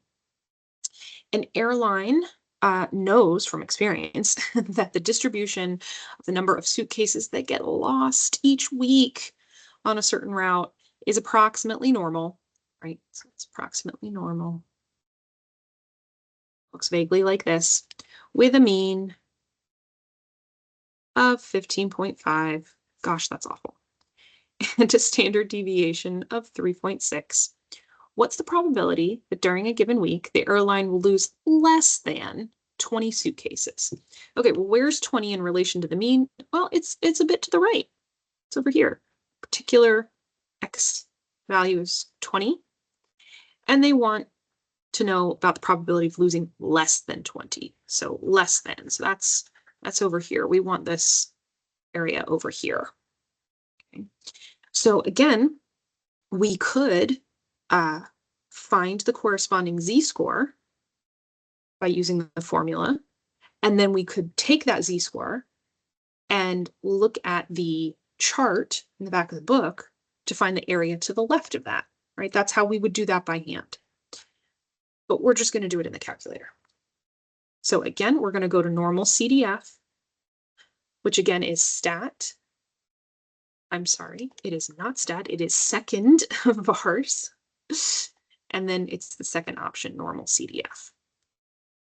So again, we have to tell it what's my lower bound, what's my upper bound. So normal CDF. My lower bound, -1 times 10 to the 99th, comma. My upper bound is my X value of 20. And I'm allowed to use an X value because I'm also going to give it a mean and a standard deviation so it can calculate the Z-score. So the mean was 15.5 and the standard deviation was 3.6.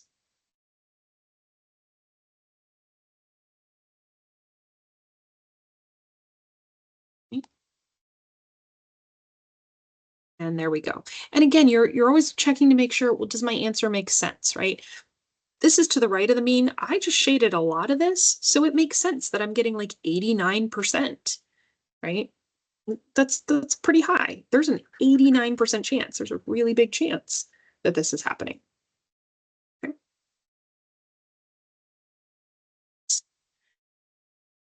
Use a standard normal table to find the z-score that corresponds to the 5th percentile. Okay, so this one, we're going to actually use the chart as a reminder of how to use it. So they're talking about the 5th percentile. So let's refresh ourselves on what that means. The 5th percentile means the value that separates the bottom 5% from the top 95%. Right? So the area under the curve to the left is 0.05. The area under the curve to the right is 0.95. Okay. Now remember the way that we read these charts, the numbers on the outside are the z-scores. The numbers in the middle, like in the body of it, are the area to the left. Okay. So we have the area to the left. We're looking for the z-score. So we have the area, we're looking for the z-score. So I'm going to look in the body of the chart for the area for this number of 0.05. So I'm going to look in the body here for 0.05. Okay. And what I'm going to run into, and I know this is really like blurry, so you can't see that, but what you're going to find is that there is no exact 0.05. What there is a number to the left of it and a number to the right of it that are exactly the same distance apart from it. So 0.05 is exactly in between these two numbers. It's exactly in between 0.0495 and 0.0505. It's smack dab in the middle of those two, right? So it's smack dab in the middle of these two numbers. So what I'm going to do is I'm going to look in between those two numbers. I'm going to go to the z-score that is directly in between, and I'm going to go to the z-score that is to the left. Okay. So over here, I have negative 1.6, and then here I have 0.05 and 0.04, but I need to be directly in between them. So that's 0.05, or I'm sorry, 0.045 is directly between, right? Directly between 4 and 5 is 4.5, right? Is feeling familiar? And the way that we read that is negative 1.645. Okay. Also, I'm only looking at the negative z-scores because I know it's going to be negative. I don't need to go try and look at the positives and try and, see, oh, how did I know that 0.05 was going to be on this one rather than the table that looks exactly like this but has positive numbers instead of negatives? Because my z-score is really far to the left of the mean. It's to the left of the mean, which means it's going to be negative, right? Z-scores to the left of the mean are negative. Z-scores to the right of the mean are positive, because remember, the z-score represents how many standard deviations from the mean you are and in which direction. So if you go to the right, you've added a standard deviation that's positive. If you've gone to the left, you've subtracted a standard deviation that's negative. Okay. 39. Use the central limit theorem to find the mean and standard error of the mean of the indicated sampling distribution. Okay, so remember that the central limit theorem, one of the things it talks about is that you can use the population mean for the mean of your sampling distribution, okay? And that your standard error of the mean, let me write this out. Standard error of the mean, right? Which is, you guys remember this symbol, right? Standard error of the mean is your population standard deviation over the square root of your sample size. Okay. So you're going to have to know that formula. Right. So there are some things that you've got to memorize. Okay. So it's going to give us a whole bunch of information. So let's write down everything it gives us. Monthly rents for studio apartments in a certain city have a mean, right? That is the mean of 1,030. And they have a standard deviation of 180. Random samples of size 50 are drawn from the population, and the mean of each sample is determined. Round the answers to, to the nearest hundredth. Because remember, they've asked us to find the mean and the standard error of the mean. So the mean of this sampling distribution of all of these samples, these random sample sizes that are 50 big, the mean of that, we're allowed to just use the mean of the population. Okay. So we're going to say, okay, well, that's just 1,030. I can just say that. But for the standard error of the mean, we need to use our formula.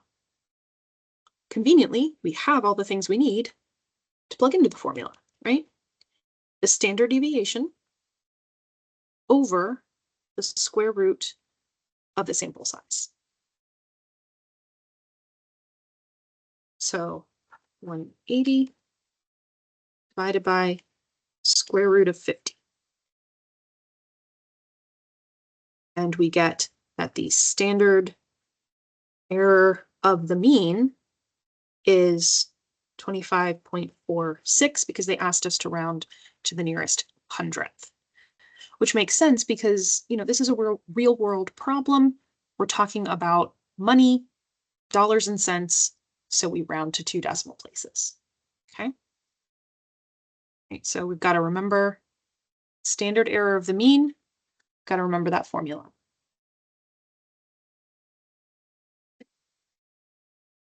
Okay, use the Simpson limit theorem to find the mean, standard error of the mean of the indicated sampling distribution.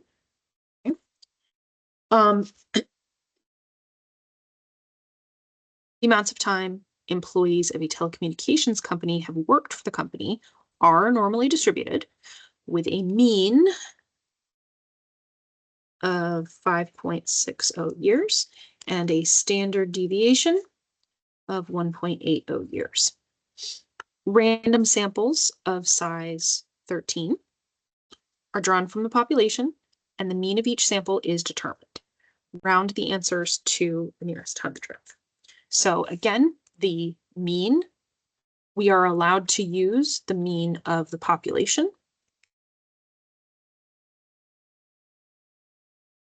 And then for the standard error of the mean, we need to use our formula. Okay. Standard error of the mean is population standard deviation over the square root of n. So in our case, we have 1.8 over the square root of 13.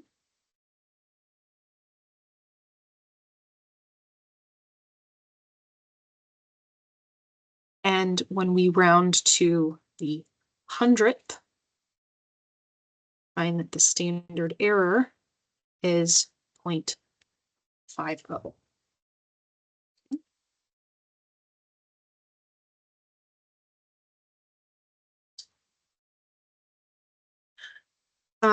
Okay, in order to set rates, an insurance company is trying to estimate the number of sick days that full-time workers in an auto repair shop take per year.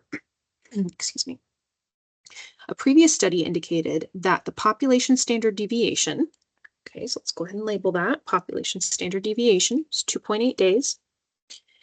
How large a sample size, right? What is N? How large a sample size must be selected if the company wants to be 95% confident, so our confidence level is 95%, that the true mean differs from the sample mean by no more than 1 day. So the error can only be 1 day. So we need to use a formula here. Again, we need to know what the formula is, right? We're trying to find n. What's the formula for n when we know the population standard deviation, right? Because you guys have probably noticed that in several of these chapters, the first section is to find something when you know the population standard deviation. The second section is to find the same thing, but when you don't know the population standard deviation. And the third section is to find the thing when you're talking about a proportion, right? So we see that pattern over and over again. So you want to be recognizing these. So when I know the population standard deviation, my formula is my critical value, my z-score, times the population standard deviation over the error squared. And then once you find that number, if it's a decimal, always go up. So even if your decimal is like 0.01, you still have to go up because remember, n sample size, we're talking about people. We're talking about how many people we need to survey. And you can't survey part of a person. So if I need, 13.01 people and I only choose 13 people, well, I haven't chosen enough people. I needed 13.01 and I only chose 13. So you have to go up to the next whole number. So it's not traditional rounding where 13.01 rounds down to 13. We have to go up to 14 because we're talking about real world situations. We're talking about the number of people when we have to hit that threshold. Okay, so first thing let's find the z-score, right? So you can either use your table, excuse me, or you can use your the calculator, right? So hold on, got our so hold on just 1 second. I will be right back. I'm just gonna grab a cough drop.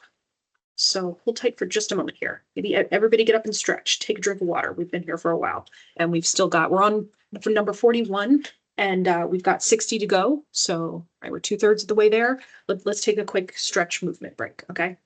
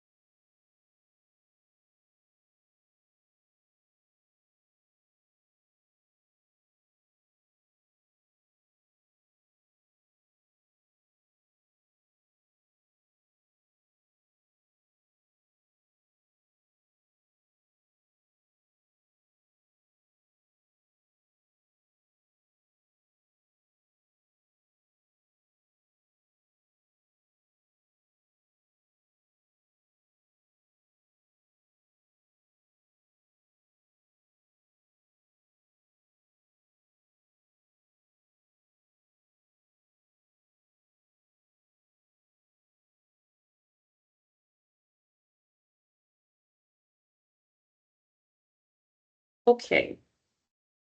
Everybody get a little stretch. Get some water, stay hydrated. Okay. I apologize for the sound that the cough drop is going to be in my mouth, but it's better than me coughing all over you guys. And we still got 20 problems to go. Okay, so like I said, we're gonna, in order to find the n, the minimum sample size needed, we need to know this formula. And the one thing that we haven't been provided is this z-score, this critical value. So we have to find it ourselves, right? So again, there's two ways to do that. You can look at the chart in the back of the book. It has a little section where it tells you, I'm going to do the calculator too, but where it has common confidence levels, right? So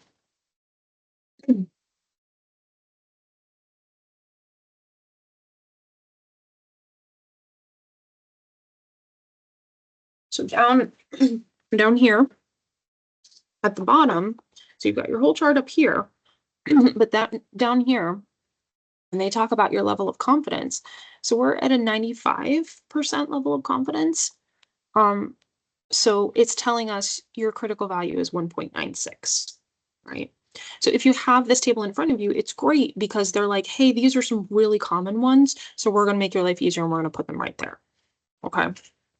So you can look at that to know that our critical value Z, it's a messy Z, is 1.96. But we can also do this in the calculator, right? We have to remember that, excuse me, when we're doing these, this is the area in the middle, okay? Right, this 95% is the area in the middle, right? So when, excuse me, you put this into your calculator, you're not going to get the right answer because you're not finding the full area to the left, right? Because what's to the left here? So if this is 9.95, that means that these together are going to be 0.05. Together they're 0.05, which means each of them is 0.025. Right? So the area to the left is 0.975. That's your area to the left. So you can do your inverse norm, but you have to make sure, that you're saying that your area to the left is 0.975.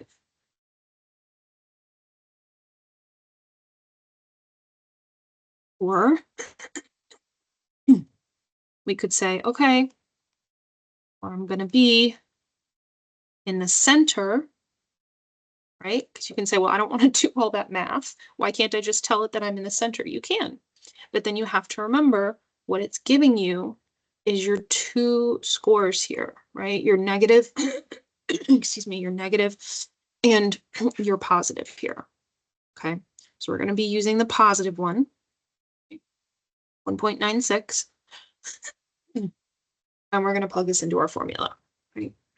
0.96, 2.8. And then our error, they said that they differs from the sample mean by no more than just 1 day, right? Going through, we're picking out all these different things that they're telling us. So, oh, and then we square it. So we have 1.96 times 2.8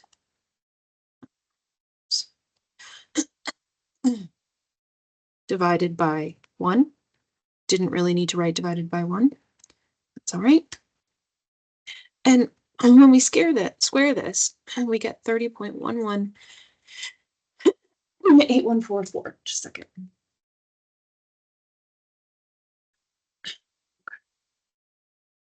So again, we need to take this number and we need to go up.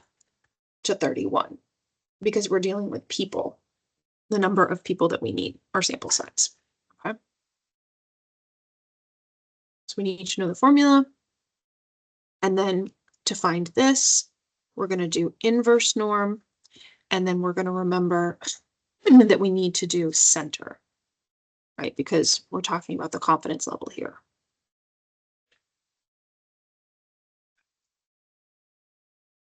Okay, so the grade point average collected from a random sample of 150 students. Okay, I'm going to start writing step down. It produced a mean of 2.86. So that's our sample mean, right? 2.86. Assume that the population standard deviation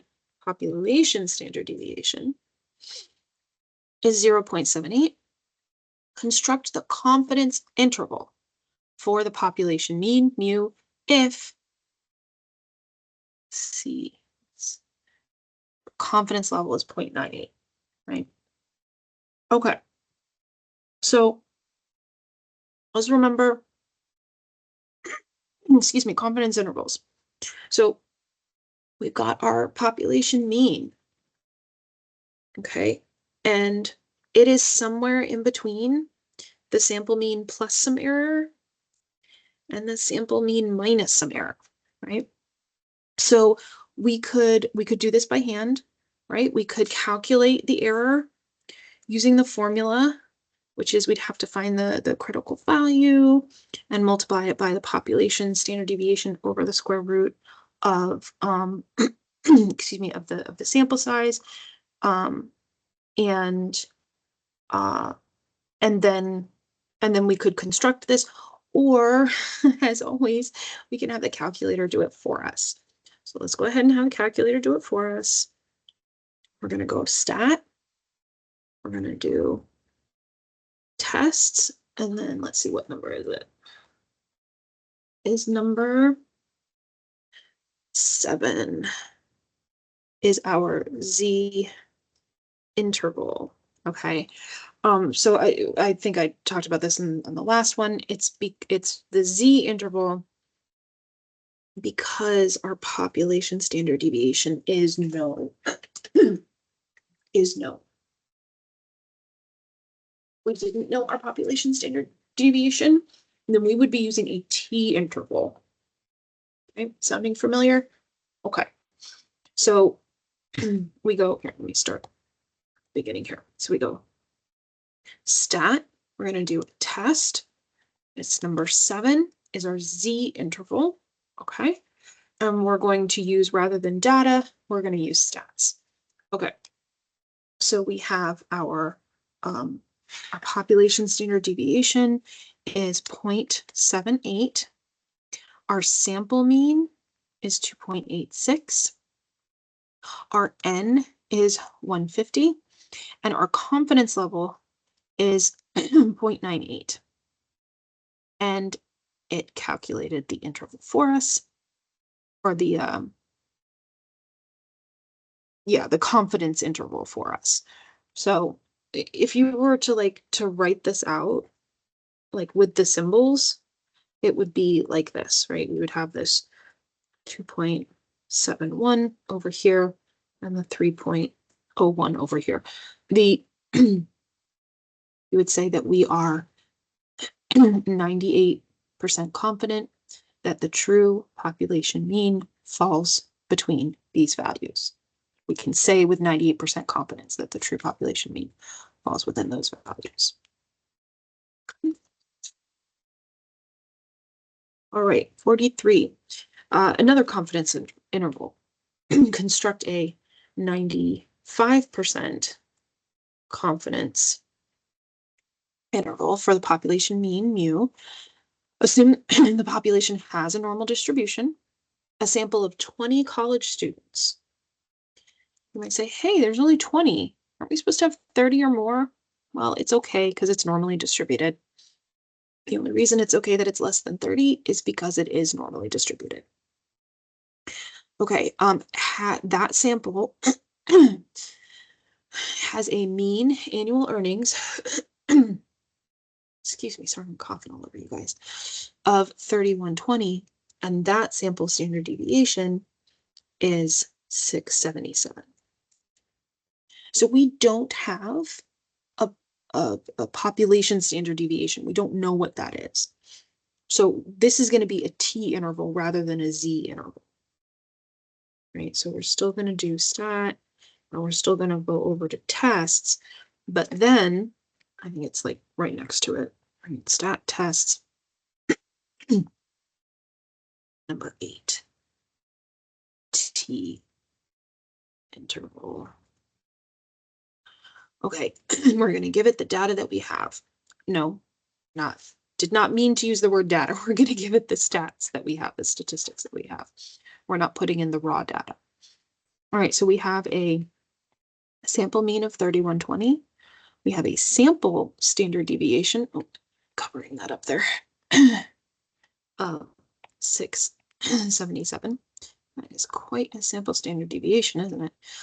Our sample size is pretty small, so it's only 20, and our confidence level is 95%. Just a moment. Okay, so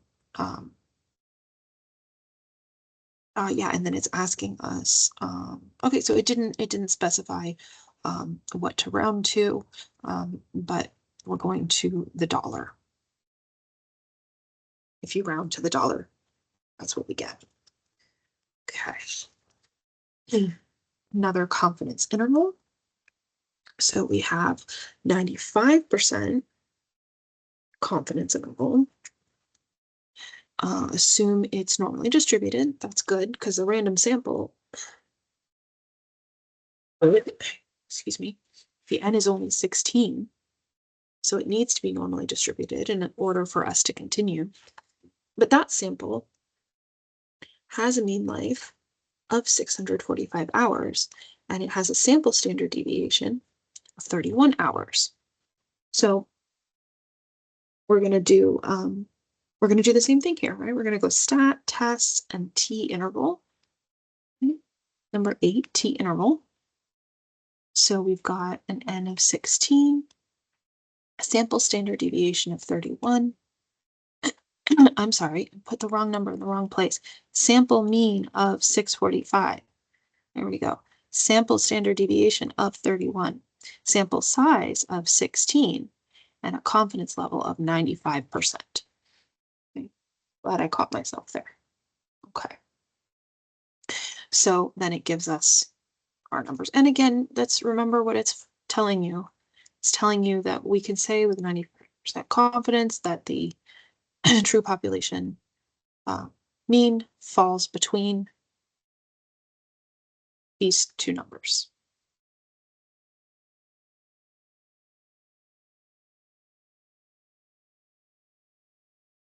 "45.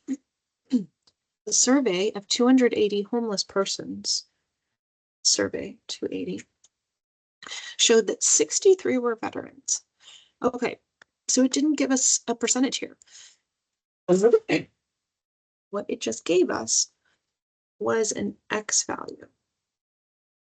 Right? This is a proportion. Remember that p hat is X over N.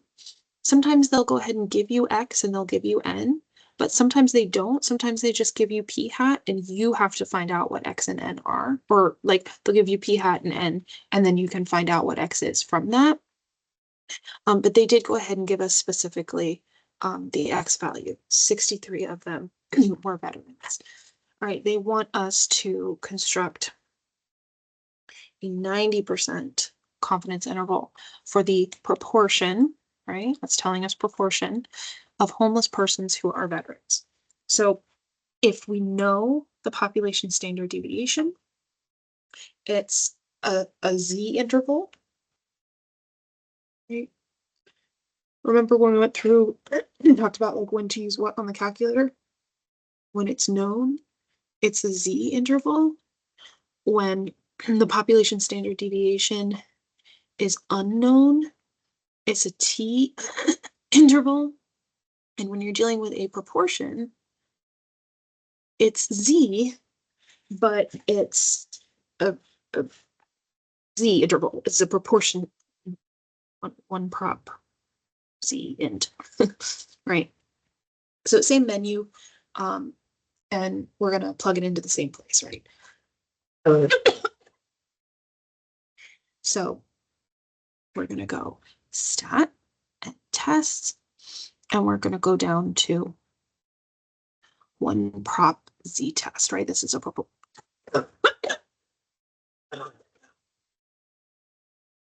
excuse me, this is a proportion, and we're using a Z score here, right? If we were doing this by hand, we'd be finding Z scores as opposed to T scores. Okay, so we have, excuse me.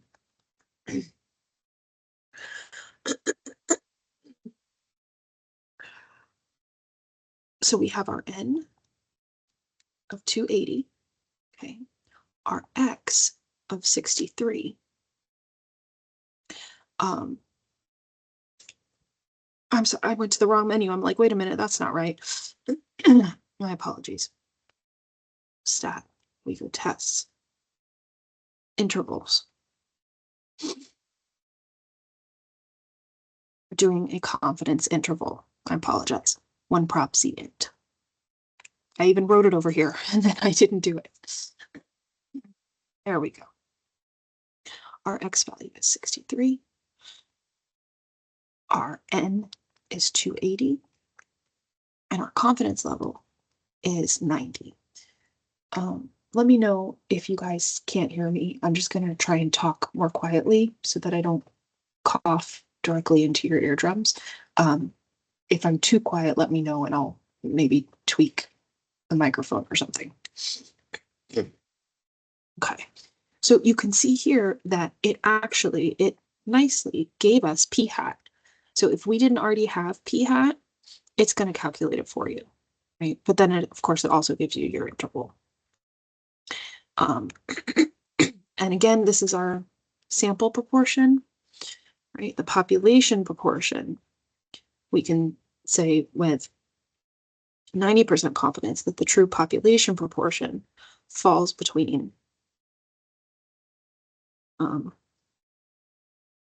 these two numbers, right? That's how we're interpreting confidence intervals.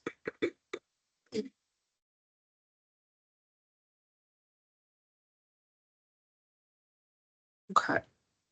So a researcher at a major hospital wishes to estimate the proportion of the adult population of the United States that has high blood pressure. How large a sample is needed? So we're finding N. So we're probably going to need to know a formula, right? Normally when we find N, we've got to plug into a formula. How large a sample is needed in order to be 98% confident that the sample proportion will not differ from the true proportion by more than 3%.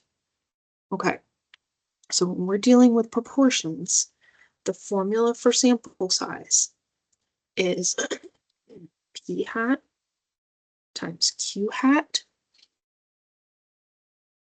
critical value over your error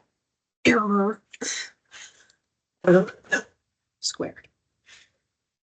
Okay, so let's go ahead and start labeling some things, because you might look at this and you might say, they didn't give me a p hat or a q hat or an X and an N to find my p hat and my q hat.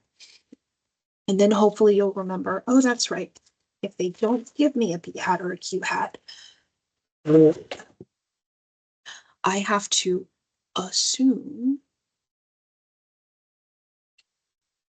that p hat is 0.5 and that q hat is 0.5. Now, if they give you one of them, fantastic, right? Use it absolutely. But if they don't give you one of them, you have to assume that p hat is 0.5, which in turn means that q hat is also 0.5, right? Because these are complements of each other, right? 1 minus this is going to give you this. So if you have this, you can find this by just doing 1 minus this. Okay, so if they said that p hat was 0.3, then I would know that q hat was 0.7, right?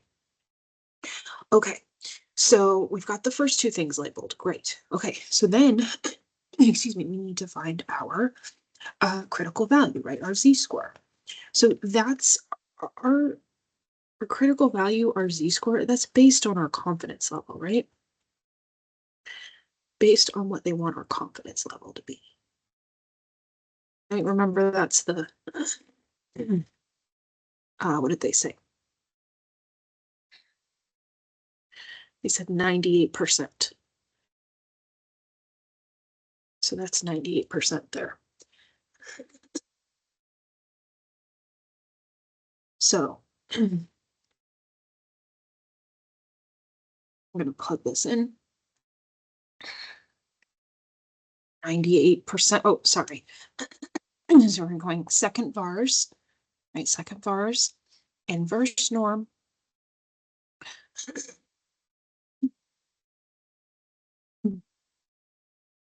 Our area. So remember, we're doing the center to make our lives easier rather than, saying, okay, well, each of these is, half of 0.2, so they're each 0.1. So the area to the left is 0.9. And this is just 0.8, and then it's in the center. Okay, and then we got, oh, I'm so sorry. It was already in a menu when I went to inverse norm. So let me do that again. Okay, so now.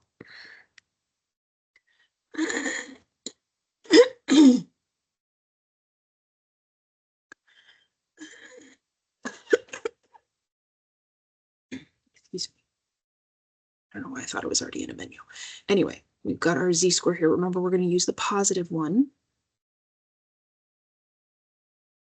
I'm going to go to 3 decimals. We don't want to be rounding a lot as we go, right? I mean, ideally, I would use the whole thing, but I'm just going to go to 3 decimals here. All right, so this is my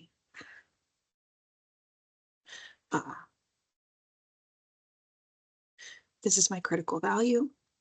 Okay, what else do we need? We've got our p hat, our q hat, our critical value. We need our error. What did they tell us that was going to be? They said that we don't want it to differ by the true proportion by more than 3%. So that's our 0.03, right? We got to take the percent, turn it into a decimal. Okay, so we're going to take all these things and we're going to plug them in to our formula. So we're going to have 0.5, 0.5, 2.326 over our error of 0.03, and then we're going to square it.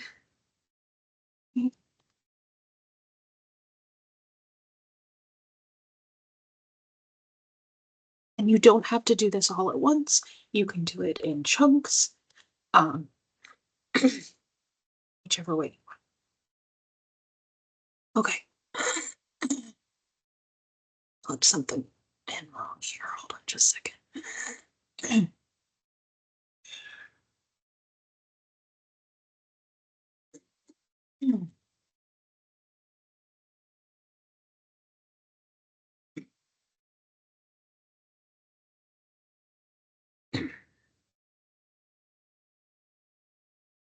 I don't want to spend too long on this because we got enough to go through.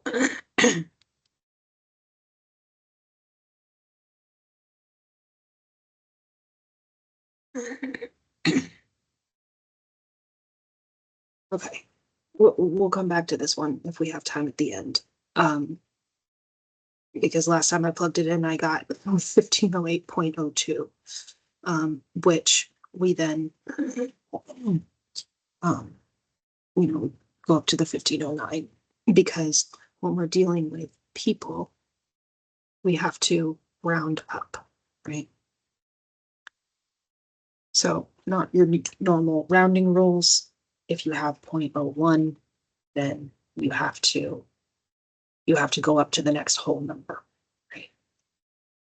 Okay. A researcher wishes to estimate the number of households with 2 cars. How large a sample, right? So we're finding N. How large a sample is needed in order to be 99% confident. Confidence level, or C.99, that the sample proportion, telling us a proportion, will not differ from the true proportion by more than 3%. There's our error. Our error is 0.03.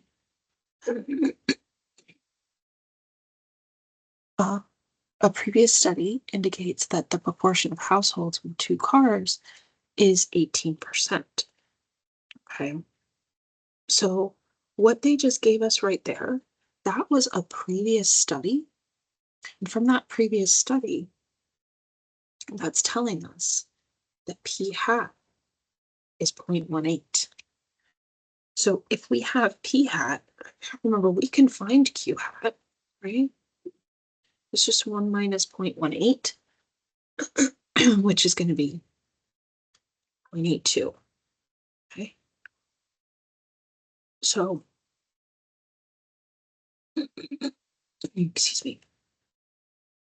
So we're going to, so again, we've got our formula.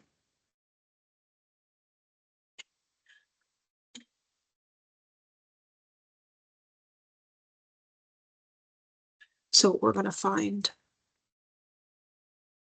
our critical value.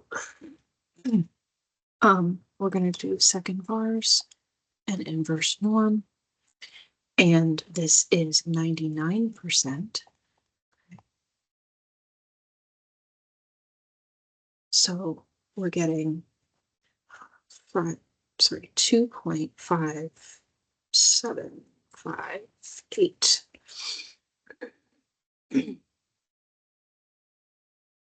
So when we go to plug everything in here, yeah, P hat, Q hat, our critical value, which again, you can get that from the table, right? Because they have the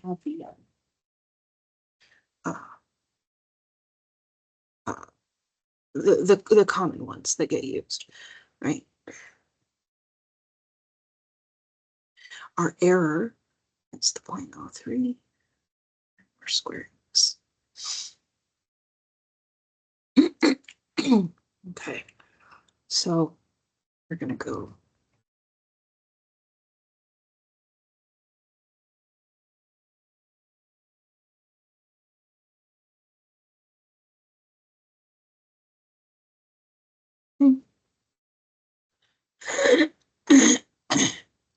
We're getting 1088.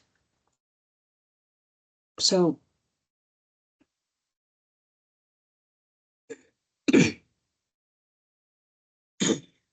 excuse me.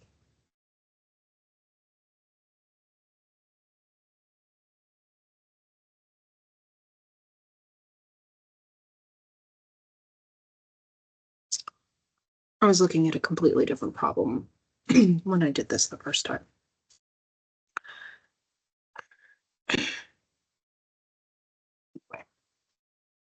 So I think the rounding thing that's happening is because they're using the table, right? So they're using the table to get the critical value. So that's, you're getting a slightly different number. Number 48. So now we're talking about claims. So hopefully these are kind of fresh in your mind, because you guys just did the test on this, right? So a brewery claims, making a claim, that the mean amount of beer in their bottles is at least 12 ounces. So the mean amount of beer is at least, meaning it's greater than or equal to 12 ounces. And then they want us to talk about if it's left-tailed, right-tailed. Okay, so remember that whether it's left-tailed or right-tailed is based on your alternative hypothesis, right? So we have to determine what's the null hypothesis, what's the alternative hypothesis. The null hypothesis has some sort of equality. It's got some kind of equality in it. Whereas your alternative hypothesis is always what they call a strict inequality. So we look at this claim and we have to say, okay, well, is the claim the null or is it the alternative? It has some kind of equality, so it's going to be the null. And I always like to label. So now I have to find the complement of that, because that's going to be my alternative. So remember, complement of equals is not equals, greater than or equal to is less than or equal to, greater than. Right? So if I have greater than or equal to, then I'm saying the complement of that is the alternative hypothesis. And the alternative hypothesis is what we use to determine what kind of a test this is. This is less than, so it's left-tailed. Right. Remember, if your alternative hypothesis has a less than, then you are left-tailed. If your alternative hypothesis has a greater than, oops, I was doing there. Where's the eraser? It's fine. Just use this one.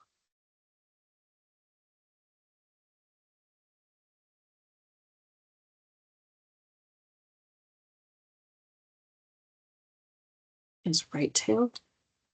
And if your alternative hypothesis is not equal to, then they're two-tailed. Okay. So alternative hypothesis less than, so this is left-tailed. Okay.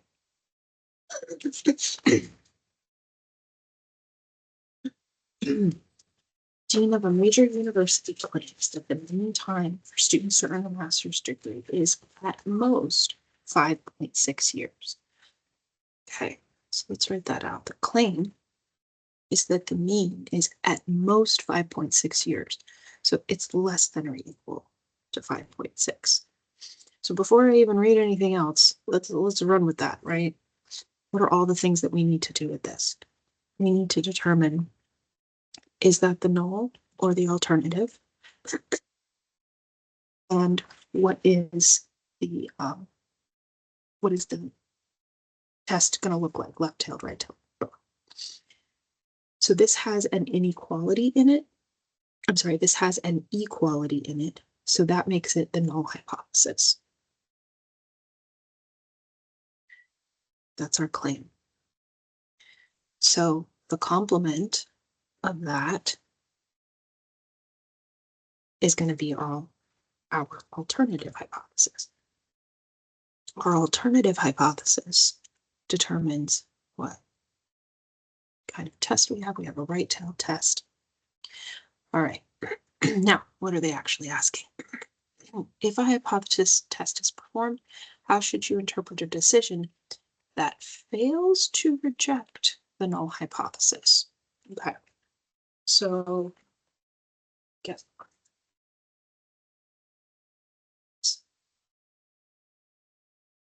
So remember, we have our rules here that we got to keep coming back to. Our claim was the null hypothesis, right? So our claim is the null hypothesis. So there either is or is not going to be enough evidence to reject the claim. They're saying that we failed to reject the claim, so we're going to say there's not enough evidence to reject the claim. Right? This would focus better. It's not sufficient evidence to reject the claim of the mean being less than or equal to 5.6.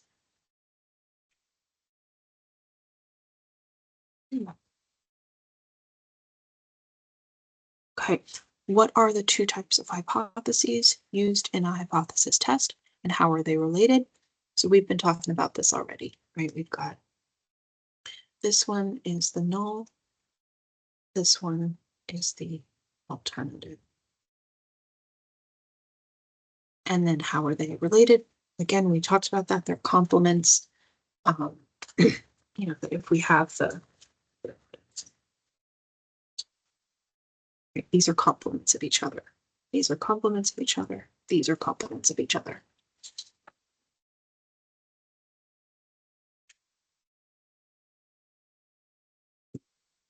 Use the given statement to represent a claim. Okay, right off the bat, that's the claim. So if that's the claim, let's jump in and say, is this going to be a null hypothesis or an alternative hypothesis?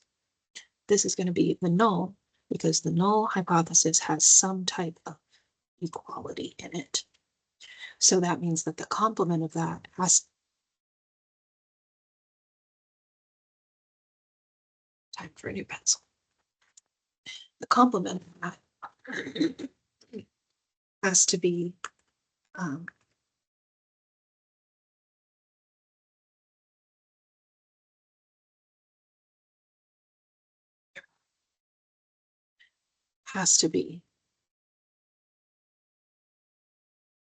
this symbol for it to be the complement.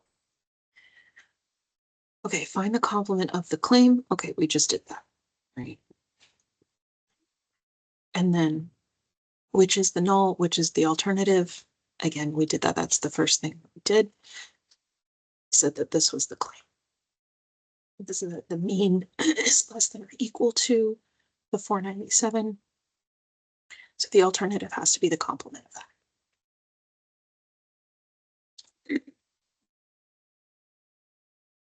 Okay, given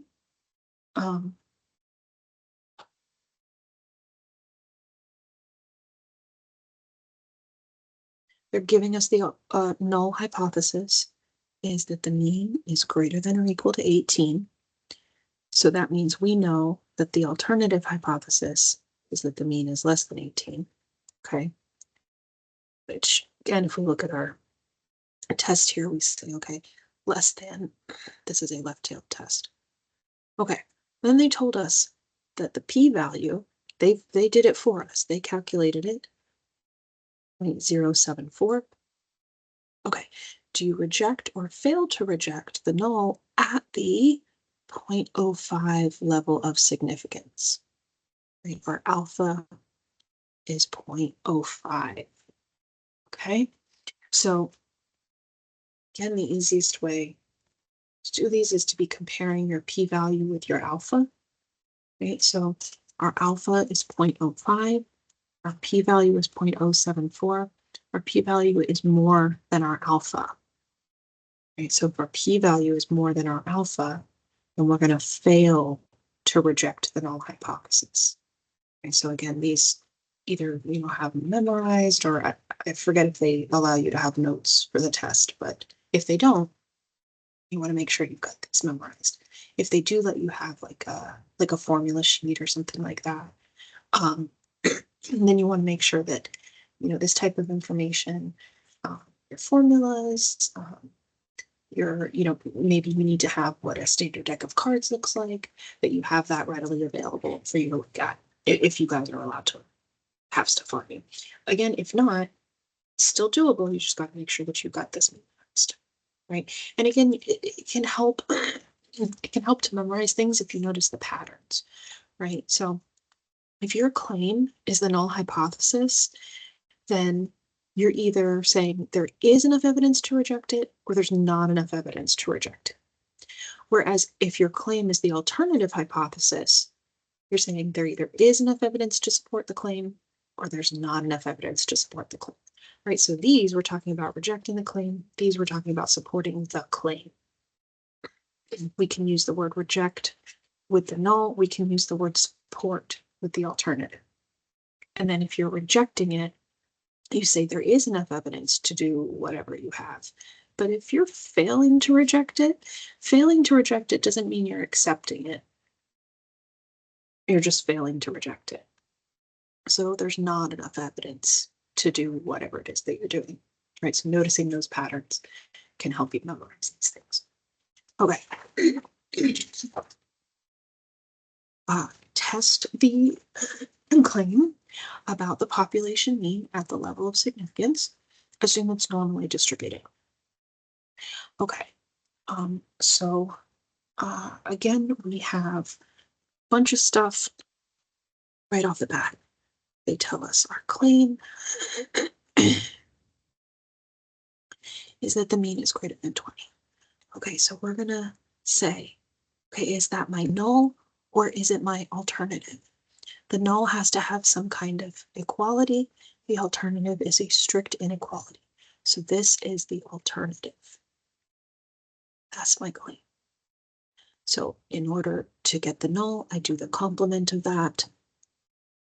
So less than or equal to 20. This tells me what my graph looks like. Greater than 20, so this is a right-tailed test. Okay, so now it's giving me other information as well. It's giving me my alpha of 0.05. It gave me my population standard deviation of 1.2, and then it gave me the sample statistics. The sample mean is 20.3. My sample size is 50. Okay? So because we know our population standard deviation, we're going to do a z-test. So we're going to go stat, go tests, and we're going to go, is just the first one, right? You don't have to arrow down, z-test. Okay, so we're going to put in what we know. It's saying, hey, what's the number that you've got related to your null hypothesis? What's the claim? Right, whether it's one of those, it's the number is still the same. Our population standard deviation is 1.2. Our sample mean is 20.3. Our sample size is 50. And then this is a right-tailed test. This is, again, what we put here is the alternative hypothesis, which is greater than. And then we have a calculate. Okay, so what we're looking for is the p-value, right? Because we're going to compare the p-value to our alpha, okay? So our p-value is 0.03854, blah, blah, blah, blah. This p-value is less than alpha. Our p-value is less than alpha, so we're going to reject the null. Okay, so I'm going to write that over here because we know, okay, I'm rejecting the null. Okay, now that we know that, now we go back to our chart and we say, okay, great, we're rejecting the null. What was our claim? Our claim was the alternative. So when our claim is the alternative hypothesis and we're rejecting the null, those intersect right here. We say that there is enough evidence to support the claim, specifically at the 5% level of significance. Right? That's what our alpha is the level of significance.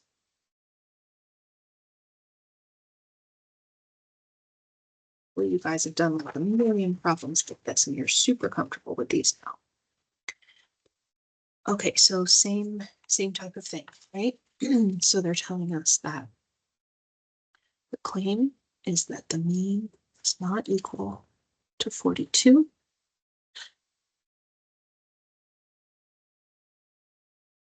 This is a strict inequality, so that makes it the alternative. So the null is going to be the complement of that. So our graph is two-tailed. And let's start labeling things. So, excuse me, we've got an alpha or a level of significance of 5%. We've got a population standard deviation of 2.7. For our sample statistics, we have a sample mean of 41.1 and a sample size of 30. So we're going to plug this into the calculator. And so again, we have step, test, and this is a this is one, this is the Z test, because it's Z because we do know our population standard deviation. If we don't know our population standard deviation, we have to use a t-test. Okay, so we go stat, tests, z-test, 42, the number related to our null hypothesis, our population standard deviation.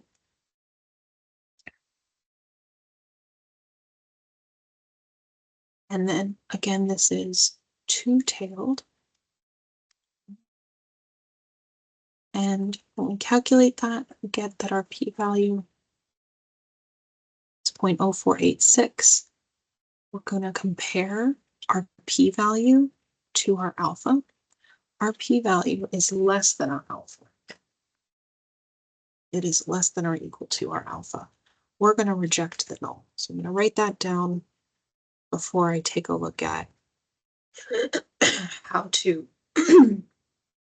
write that out in words. So I'm rejecting the null, and my claim is the alternative. So I'm rejecting the null, and my claim is the alternative. So we're going to say there is enough evidence to support the claim.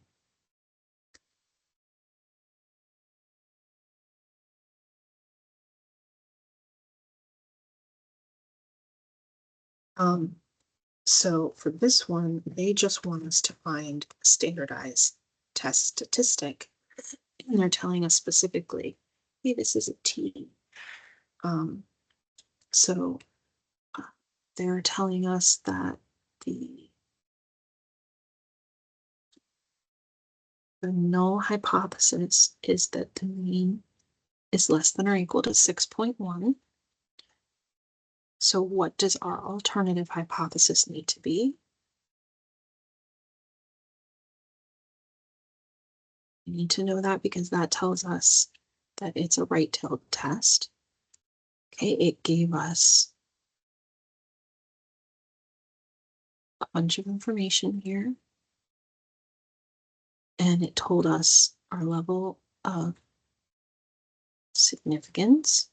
Okay, so we're going to go stat, test, and we have to do a t-test.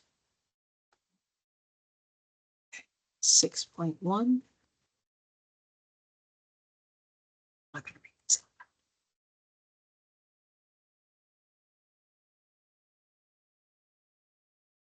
Remember, what goes here is our alternative hypothesis. Okay, so it's giving us a p-value, but it's also giving us our test statistic, our t. So that's rounded to 2 decimal places.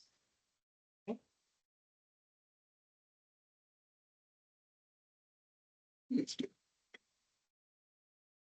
So a research center claims, I've got a claim, that 26% of adults in a certain country would travel into space on a commercial flight if they could afford it. Their claim is that the percentage of proportion is 0.26. So we said, is that a null or is that an alternative? It has some type of equality, so that makes it a null, which means the complement of that, the strict inequality, is our alternative hypothesis. That tells us that this is a two-tailed test. Okay, what else did they give us? Random sample of 800 adults in the country of that random sample, 28% say that they would travel into space if they could afford it. That's our p hat, right? That's 0.28. It's p hat. At a 1% level of significance, is there enough evidence to reject the research center's claim? So remember, p hat is x over n, and we know n is 800. So just keep that in mind. Okay, so again, we're gonna do this in the calculator. We're gonna go to, I guess I'll write it down here, stat tests, and it is number 5. This is a proportion, right? Proportion. When we have proportions, we're doing z-tests, and it's one prop z-test. Okay, so we have, they want p-value that you're writing with your claims, your null and alternative hypothesis. So 0.26, okay. Now your x, well, they didn't give us the x, right? But we do have a p hat and we do have the n. And you can do the algebra here, you know, like you can plug in, you know, oh, there's 0.28 and n is 800, and you can do the math of saying, oh, I'm going to times both of these by 800. But also remember what's actually happening here. You're saying that the proportion of people, if this sample was 28% that made this claim, or that said that they would do this, that they would travel into space. So if I say that 28% of 800 people said something, you could tell me how many people said the thing, right? Because you would just take 28% of 800. You would do 0.28 times 800. Well, what's nice is you can do the math right there in the calculator, right? You can say, hey, can you please do 0.28 times 800, right? Can you please tell me what 28% of 800 is? So when I hit enter, or when I arrow down to the next category to fill in my n value, it gives me my x, right? It does the calculation for me. All right, and then n was 800, and then this is two-tailed. This is, right, our alternative hypothesis is not equal. And then we calculate. Okay, I am getting ahead of myself because I do just kind of flow through these because it's just, you know, it's like a flow chart. You just go from one step to the next. But let's go ahead and actually answer the questions that they're asking specifically here. Okay. So identify the claim in the scenario. Well, we already did that. The claim is that 26% of adults in the country would travel into space on a commercial flight if they could afford it. Okay, great, we did that. Okay, then they want us to, I mean, they're specifying, you know, what is success. So what I've found is they're not trying to, sure, absolutely, Kendra, we're almost done, so I'll email you the link, and you can watch the last 4 to 5 problems when you have time. But good luck on your test, okay? All right, take care. So they're not trying to like trick you when they say like the success versus a failure, or something like that. So yeah, they're just specifying here that we are talking about people who said that they would fly to space if they could afford it, as opposed to the people that wouldn't fly to space if they could afford it. Okay, so they're really just asking us for what we already came up with, right? That our our null hypothesis is that p is equal to 0.26, which, and then we have our alternative is that it's not. Okay. All right, then they want us to identify the standardized test statistic. So that's what we've done here, right? Our z-score right here, this 1.28965, When we go to 2 decimal places, we get the 1.29. The p-value, again, we've had the calculator provide that to us, 0.197. When we round.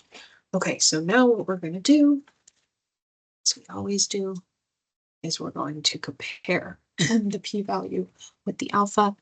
So we have 0.197 and 0.01. So our 0.197 is more than the alpha, right? We're more than the alpha. So we're going to fail to reject, right? So we're answering this one step at a time here. We're going to fail to reject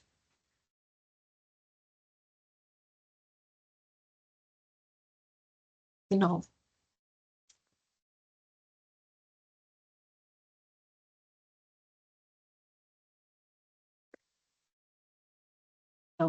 Oh, you can see that. Fail to reject the null. And then we say, okay, our claim was the null. Our claim was the null, and we're failing to reject the null. So how are we allowed to word that? We're allowed to word it like this. We're allowed to say, there's enough evidence, or I'm sorry, there is not enough evidence to reject the claim, right? We failed to reject. The claim is the null. There's not enough evidence to reject. There is not enough evidence to reject the claim.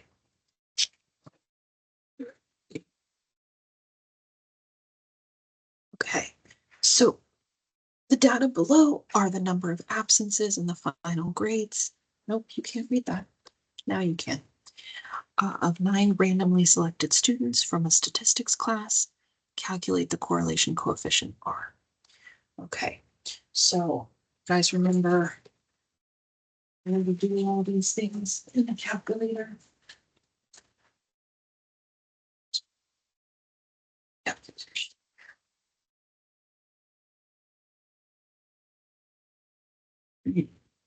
So we're going to put these values into our calculator using stat edit. Okay. Then we're going to do stat tests F linear regression t-test, and it's going to give us the R value. Now there's other stuff we can do here, but it's just asking for that correlation coefficient. So that's what we're going to do. Okay. All right. So we go to stat edit, and we're going to put these in 2 lists. 11 and 12. I put these in 11 and 12. You want your independent variable to be like your X value. You want your dependent variable to be your Y value. You can think of it as like the first list, the second list. Just a second. Tried to cover the microphone when I sneezed just then, so hopefully I didn't sneeze in your ears. Okay, so we're going to plug that in, and then we're going to have the calculator do all the calculations, right? We're going to go to stat, and then we're going to go to tests, and then we're going to go down to F, or you can go up to F, or however you want to do it to get to linear regression t-test. We're going to tell it which lists we're looking at. So for me, I'm looking at list 11 and 12. You will hopefully be just 1 and 2, right? Make your life easy. Leave your frequency as 1, right? You need to just leave the frequency as 1 for everything that you're doing for these problems. We're not really dealing with this, so you can ignore that. We talked in the last test review about if we want to see the equation, we can tell it where to put the equation, but we're not going to worry about that for this problem. So we don't care whether that says y1 or not, and we're going to calculate. So we're looking for correlation coefficient R. So we scroll down and we get negative 0.991 when we round to 3 decimals. right? So this is a really strong negative correlation, right? Remember what the different ones mean, right? If you have a really strong negative correlation, if you have a really strong positive correlation, um, versus if you have just like random stuff, or it might be kind of close. I'm saying equal. I really should say approximately. Almost zero. Okay. Which value of R indicates a stronger correlation? The positive 0.761 or the negative 0.937. So when, I don't want to say we don't care, but we don't care about whether it's positive or negative when we're talking about is it strong or not, right? So when we're going, there's your R value is zero. There's no correlation at all, right? So the closer you get to zero from either direction, the less strong the correlation is. But the farther you get away in either direction, the stronger the correlation you get. Right? So we just need to look at the absolute value, or we need to essentially compare apples to apples, right? So negative 0.937 is closer to negative 1 than positive 0.761 is to positive 1. So really, we just need to take a look at the absolute value of each of these.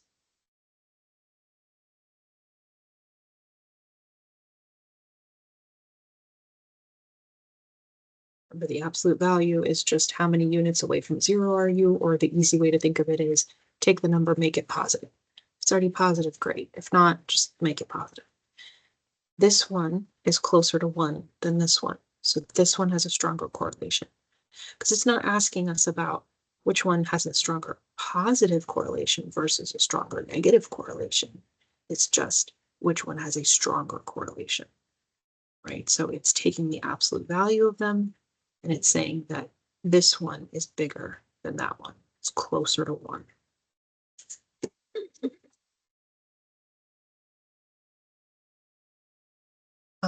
In order for applicants to work for the Foreign Service Department, they must take a test in the language of the country where they plan to work. The data below shows the relationship between the number of years that the applicants have studied a particular language and the grades they received on the proficiency exam. Find the equation of the regression line for the given data. So remember, your equation is in this format. The B value gets stuck onto the X and the A value is separate and on its own, right? Because the calculator is going to give us a B and it's going to give us an A, and we want to make sure that the B value is the one that we stick onto the X, right? Okay, so how do we make the calculator give us the A and the B along with the R and other things we might want to know? We're going to plug these values into the lists and have it calculated. So mine, I have, again, yours should be list 1 and list 2, but mine I had put in for 13 and 14. So you go step edit and you put the numbers in. X value is your first list, your Y value is your second list. Okay. Then we're going to the same menu we did before, right? So we're going stat, tests, and we're going to F linear regression t-test. We're going to tell it which lists to look at. Oh, 13. Nope. 13. Oh, 14. Leave your frequency as 1. Doesn't matter which one you have that as. If you want to have it give you the equation, you can. However, I find that people actually have trouble with this because it does not round your decimal. the decimal goes on and on and on. And it's kind of hard for people to see the big picture when they've got so many decimals to look at. So I would say the easier way is actually to just manually take your A and your B and create it yourself. But if you want to know how to put that Y1 in there and then how to go look at it, you can watch the test review for the last test. We won't go over it here. Okay. Now you'll notice at the top, it's telling you Y equals A plus BX, which at first glance might be a little confusing because you might say, well, that doesn't look like this. But even though it doesn't look exactly like this, it's still helpful because it's reminding you that the B is the one that's stuck on the X, right? The commutative property of addition says that if I have things that are being added together, I can move them around. They can commute, they can move around.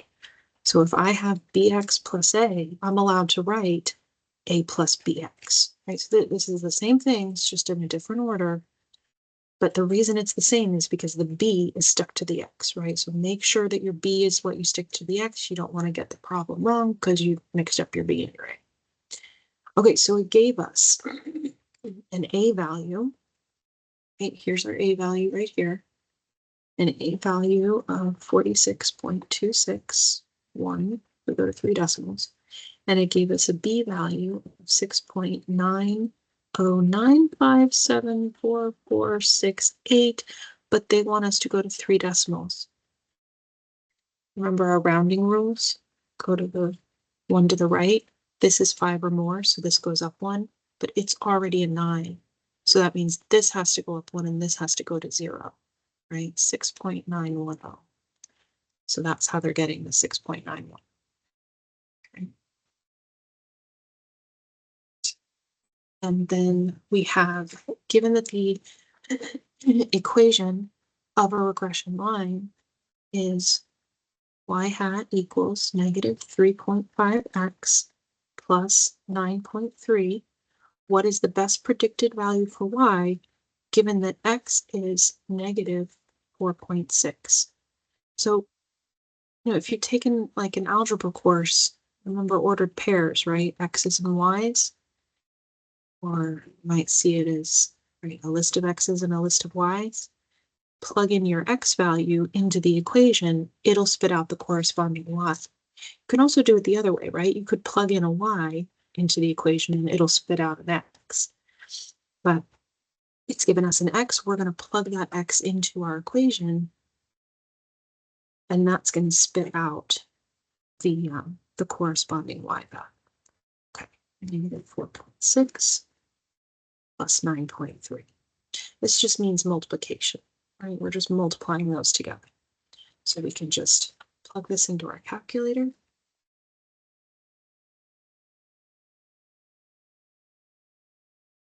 Okay. And that is the best predicted value for y. And remember, we're predicting something. We're not saying that that's what it absolutely is equal to, because this is just the line of best fit, right? We're saying that, look, we've already determined that there is a significant correlation. That's what allows us to use this equation in the first place. If there wasn't a significant correlation, it would be useless to try and use this equation. But there is a significant correlation, so we're allowed to use the equation. But this equation is just the line of best fit, right? And so remember, we have got a bunch of data points, and they're doing something like this. Our line of best fit looks something like that, right? So if I want to estimate, this value right here, that's not necessarily where the data point is, right? It might be a little bit to either side or something, or estimate. It's the best predicted value. Okay. All right. I know that was a slog, and I know that my voice was going a little rough there. So I apologize for that, but hopefully this was helpful. And it refreshed your knowledge on some of the stuff that that you covered several chapters ago. It's a lot of information to cover in 8 weeks. So it's good to get this practice in. Make sure you're doing those review homework assignments and make sure when you go to take your test that you're giving yourself plenty of time to do it, that you have a drink next to you, that you're well hydrated. And I think you guys are going to do great. Um, but I'm glad. Oh, wonderful. Oh, I'm so glad. Thank you, Cecilia. I thought I was over this cold, but I guess talking for 3 hours straight is just not great for my throat. All right, so we're going to end it here. But yeah, don't hesitate to come into the ASC to review some more stuff. I'm not the only one that does stats, so if you go into any whatever local academic sports center, whatever campus you're close to, there's going to be people there that can help. And I will send you guys the recording of this so that you can maybe jump to certain problems, look it over in your own time, that sort of thing. But all right, you got this. Okay, take care.